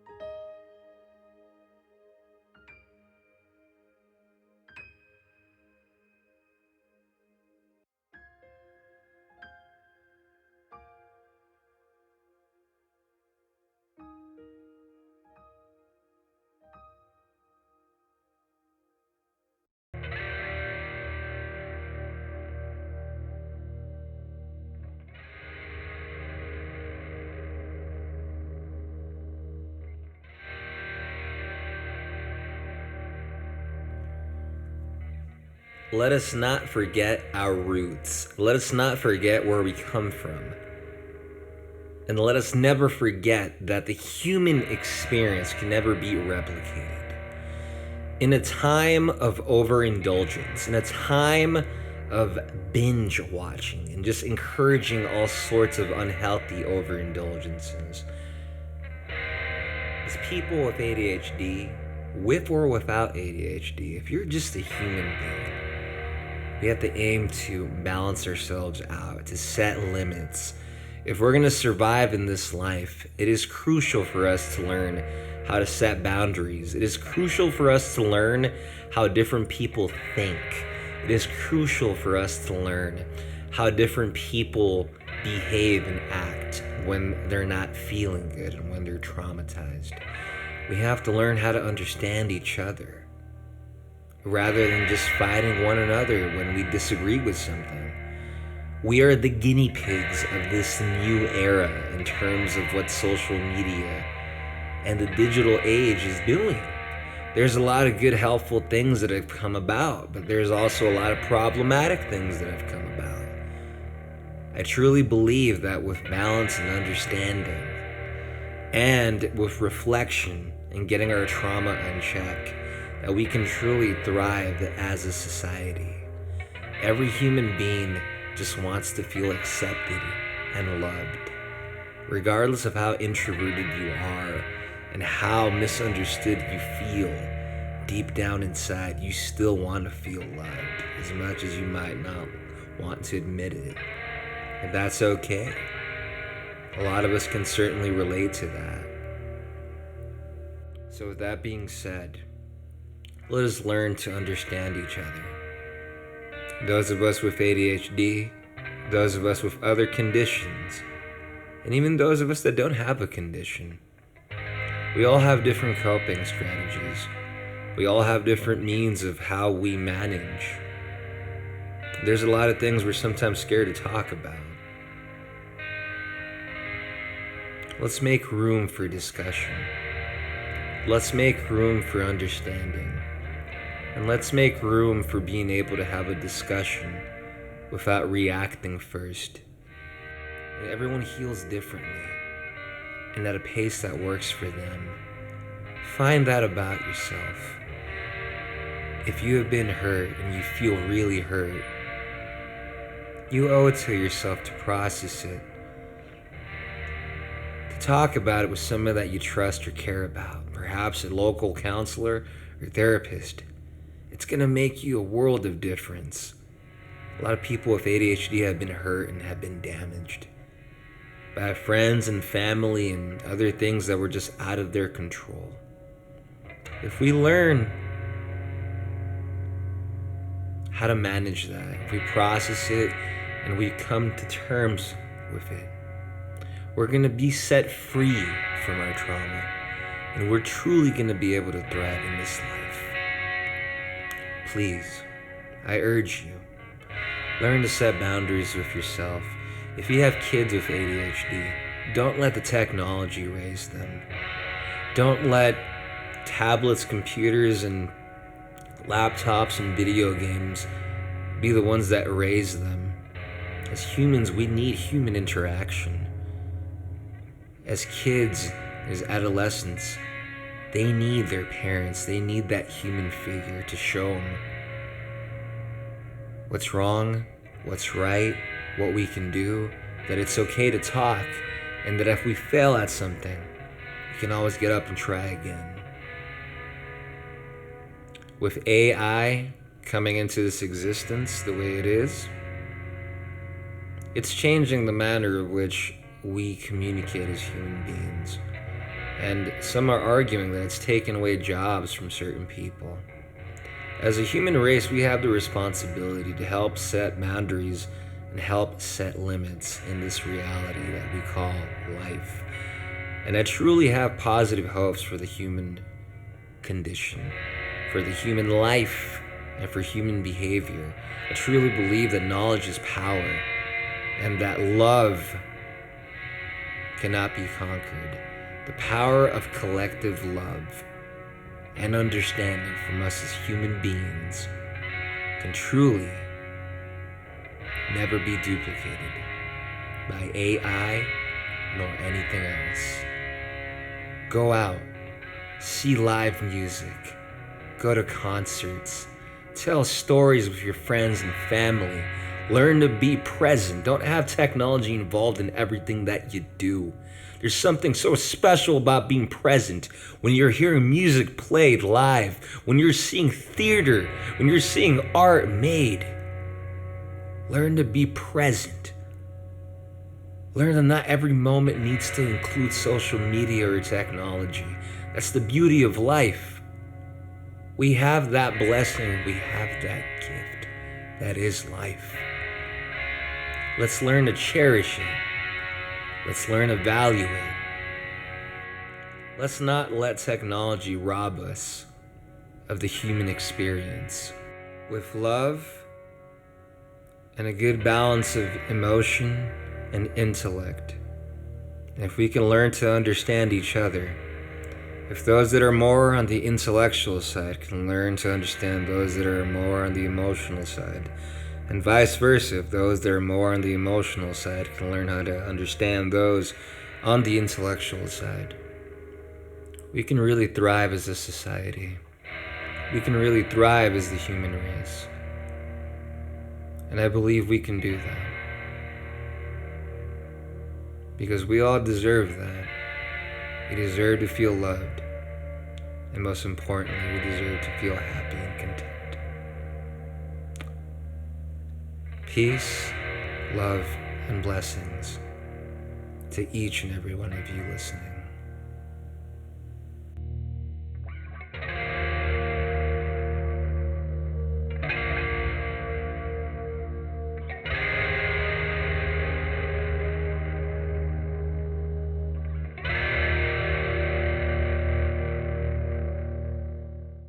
So now that we've seen how ADHD works and how it can impact us in different capacities, I'm sure a lot of us have thought and reflected, man, what can I do? Where do I start? Can I change? Will that make a difference? For a lot of us with ADHD, we failed at quite a bit of things. We've gone through many hardships. I'm here to tell you, you can do it. You can improve. You can refine yourself. You can find your purpose here on this planet. You can make something of yourself. Doesn't matter how old you are. Doesn't matter what part of the world you come from. Doesn't matter what your sexual orientation is. It doesn't matter what your level of education is. Whether you're in elementary school, middle school, high school, college, whether you're middle age, whether you're an older aged adult. The time is now. You can make a huge difference in your life. Find a treatment that works for you and get going on that. You don't need to do the whole system of refinement in one sitting. Take little steps. Do that at a pace that works for you, but don't do nothing. Aim high for a goal, a purpose in your life to make something of yourself and to improve. You deserve it. People around the world with undiagnosed ADHD suffering. Hurts me to see that. I'm sure it hurts a lot of you to see that too. As a community and together, we can work on this. Bring awareness to ADHD. We can make a big difference in our life. For those of us probably wondering, well, wait a minute, I don't know if I can do it. I'm an alcoholic. I've been addicted to certain drugs, some of you might say. I'm here to tell you, doesn't matter what substance you've done, you haven't done, how much alcohol you've drank, whatever the amount of years are, you can change. A lot of people with ADHD have used alcohol as a coping habit. And I've probably heard a lot of people, family and friends, but most importantly, you probably hurt yourself, suffering alone, not knowing why you have the struggles that you do, feeling ashamed and sad. You can't talk to other people about that. You don't have to be ashamed anymore. There's no shame in having ADHD. There's no shame in a human being wanting to improve, admitting that I have difficulty in these areas. I have difficulty doing this. I need the extra help. There is no shame in asking for help. There is no shame admitting that I was wrong. There is no shame in admitting that I can do better. I'm not happy where I'm at, and I can reach further along and move and make a big difference in my life. And you certainly can. Believe in yourself. Doesn't matter where you come from. Doesn't matter how old you are. The things that you've been through have molded you into who you are today. But you can refine yourself. You can beat your trauma. You can overcome your ADHD struggles. A lot of us have not reached our full potential. I'm here to tell you that if you don't believe that people with ADHD can make a big change in their life, let me be a testimony of that to you. I myself have ADHD. In my mid-20s, I discovered the type of ADHD that I had, and I went and got treatment for it. And I started doing other treatment options along with that. And I was able to turn my life around for the better. I struggled throughout school when I was younger. Up until college, I struggled even more. Then I found out what I had. The type of ADHD that I had. I sought treatment, and it changed my life for the better. I was able to get my bachelor's degree in psychology. I wanted to help out the mental health ADHD community. I wanted to bring awareness. I wanted to become an ADHD counselor. I wanted to help inspire people who related perhaps to me and people like me that felt like they couldn't do it. Many times I felt like I couldn't do it. I have friends who have died because of undiagnosed ADHD, due to drug overdoses, due to alcoholism, due to just not feeling happy in their life. ADHD can be devastating to a family. It can destroy a family. It can destroy an individual. But I'm here to tell you, you're better than that, and so is your family. You can overcome. You have to believe in yourself. You have to believe in a bigger power within you. Empower yourself. Don't settle for less. If you felt like you haven't accomplished much in your life, I challenge you. Get your ADHD under control and try doing your goals. Find out who you are. Find out what your triggers are. Find out what makes you sad, what makes you angry, what makes you happy. Learn to refine yourself. Most importantly, discover your ADHD, what you can do to become a better you, because you deserve it. Your family deserves it. It hurts me to see so many people with ADHD suffering. And people with ADHD that are told about ADHD, and because of their insecurity and their ego, that they don't accept it. Open up your heart. You are making yourself suffer, and you're making your friends and family suffer as well. It's not just you that your ADHD affects. It's those around you as well. You have to care for yourself. Believe in yourself. I believe in you. You can do it.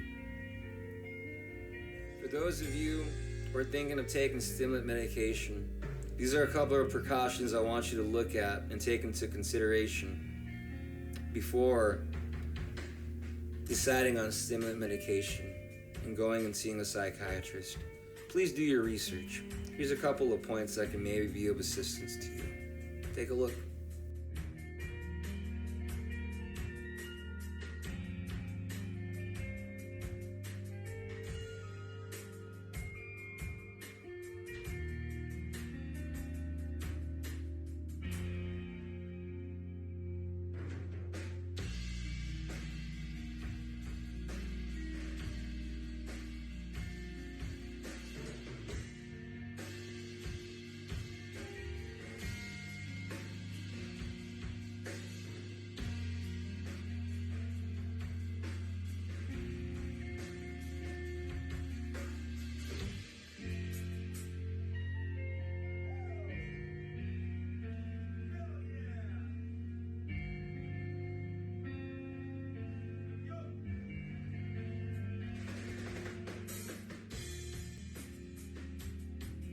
Please speak to your healthcare professional or doctor before trying out supplements to see if it's okay with you and if it's going to work with your body and brain. Supplements and medication, they affect everyone uniquely and differently. It's not a one-size-fits-all. Be wise. Please do your research.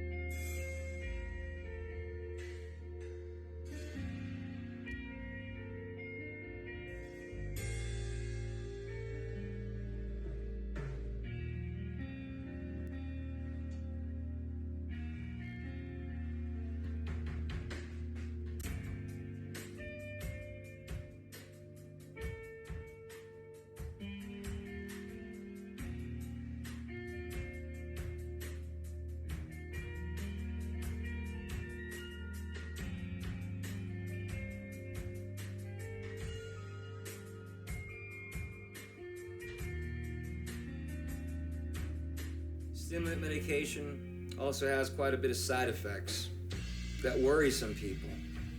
Here's a couple of things you can do supplement-wise to help mitigate and eliminate the side effects of stimulant medication. Here are some supplements that can help out when taking stimulant medication. Take a look.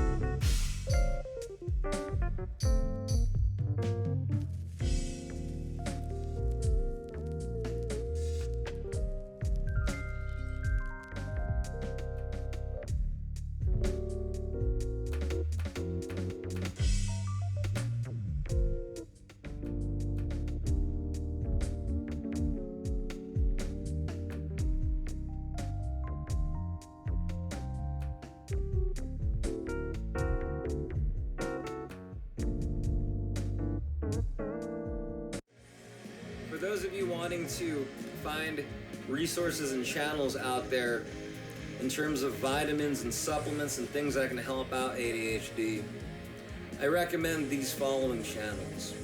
Please take a look. If you like what you see from me here as well, I'll put my link up there as well for you to see. Just take a look.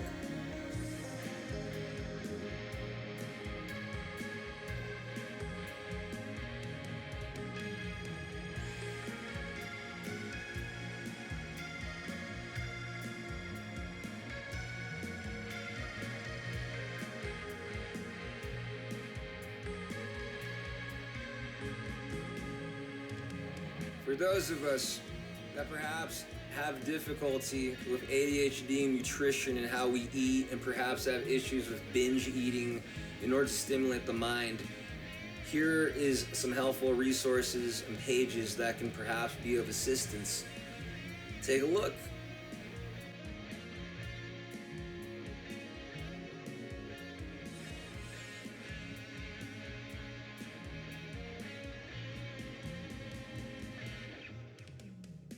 For those of us with ADHD who have had profound amounts of trauma and perhaps felt like we're taken advantage of by our families or friends and have difficulty putting boundaries up, perhaps we have difficulty saying no to people.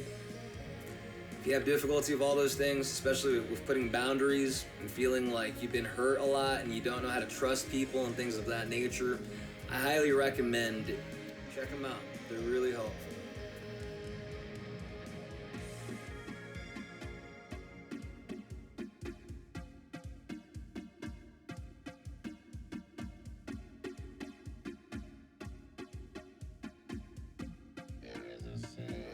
So for those of you trying to see more higher education perhaps, or even neuroeducation, like we spoke about earlier, and want to do a deeper dive into ADHD and what the practical matters that we can do to help each other out, I urge you, please check these channels out. They can be quite helpful.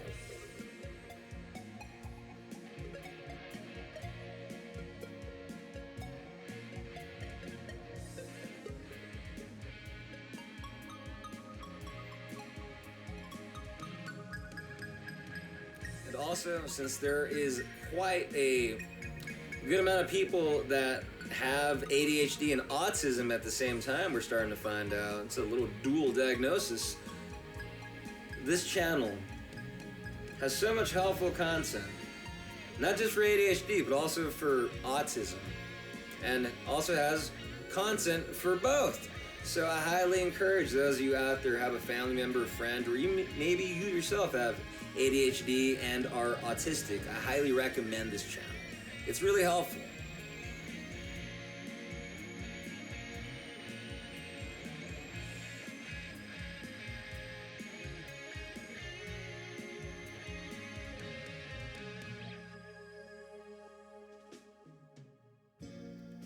So, I wanted to thank you for watching and for listening. You deserve so much as a person. The ADHD community, we deserve so much as people.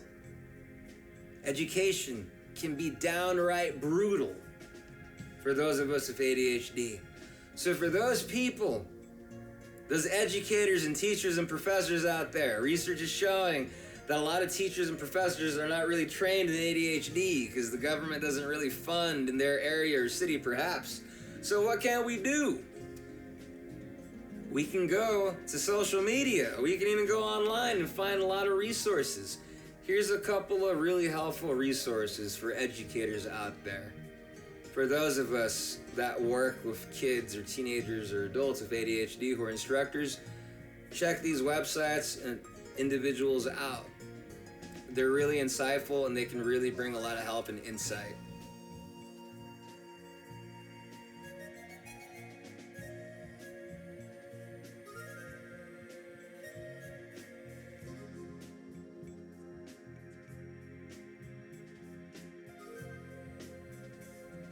I truly believe that the ADHD community can thrive more and more, like we already are. So much knowledge has come, and so much knowledge to come. Let's work together. Let's discover more about this condition. Let's help each other out. I urge teachers and psychologists and psychiatrists and counselors and therapists, learn about ADHD. Be considerate to the ADHD community. They've been through a lot. So for those of you with ADHD,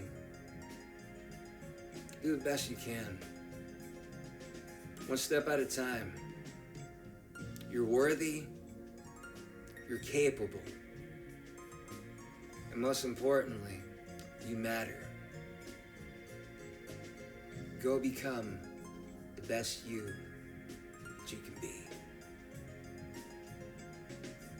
I believe in you. I hope this film was able to bring you some help and insight. To you, your family, your loved ones, and all the great and wonderful people all around the world that have ADHD. We can do it.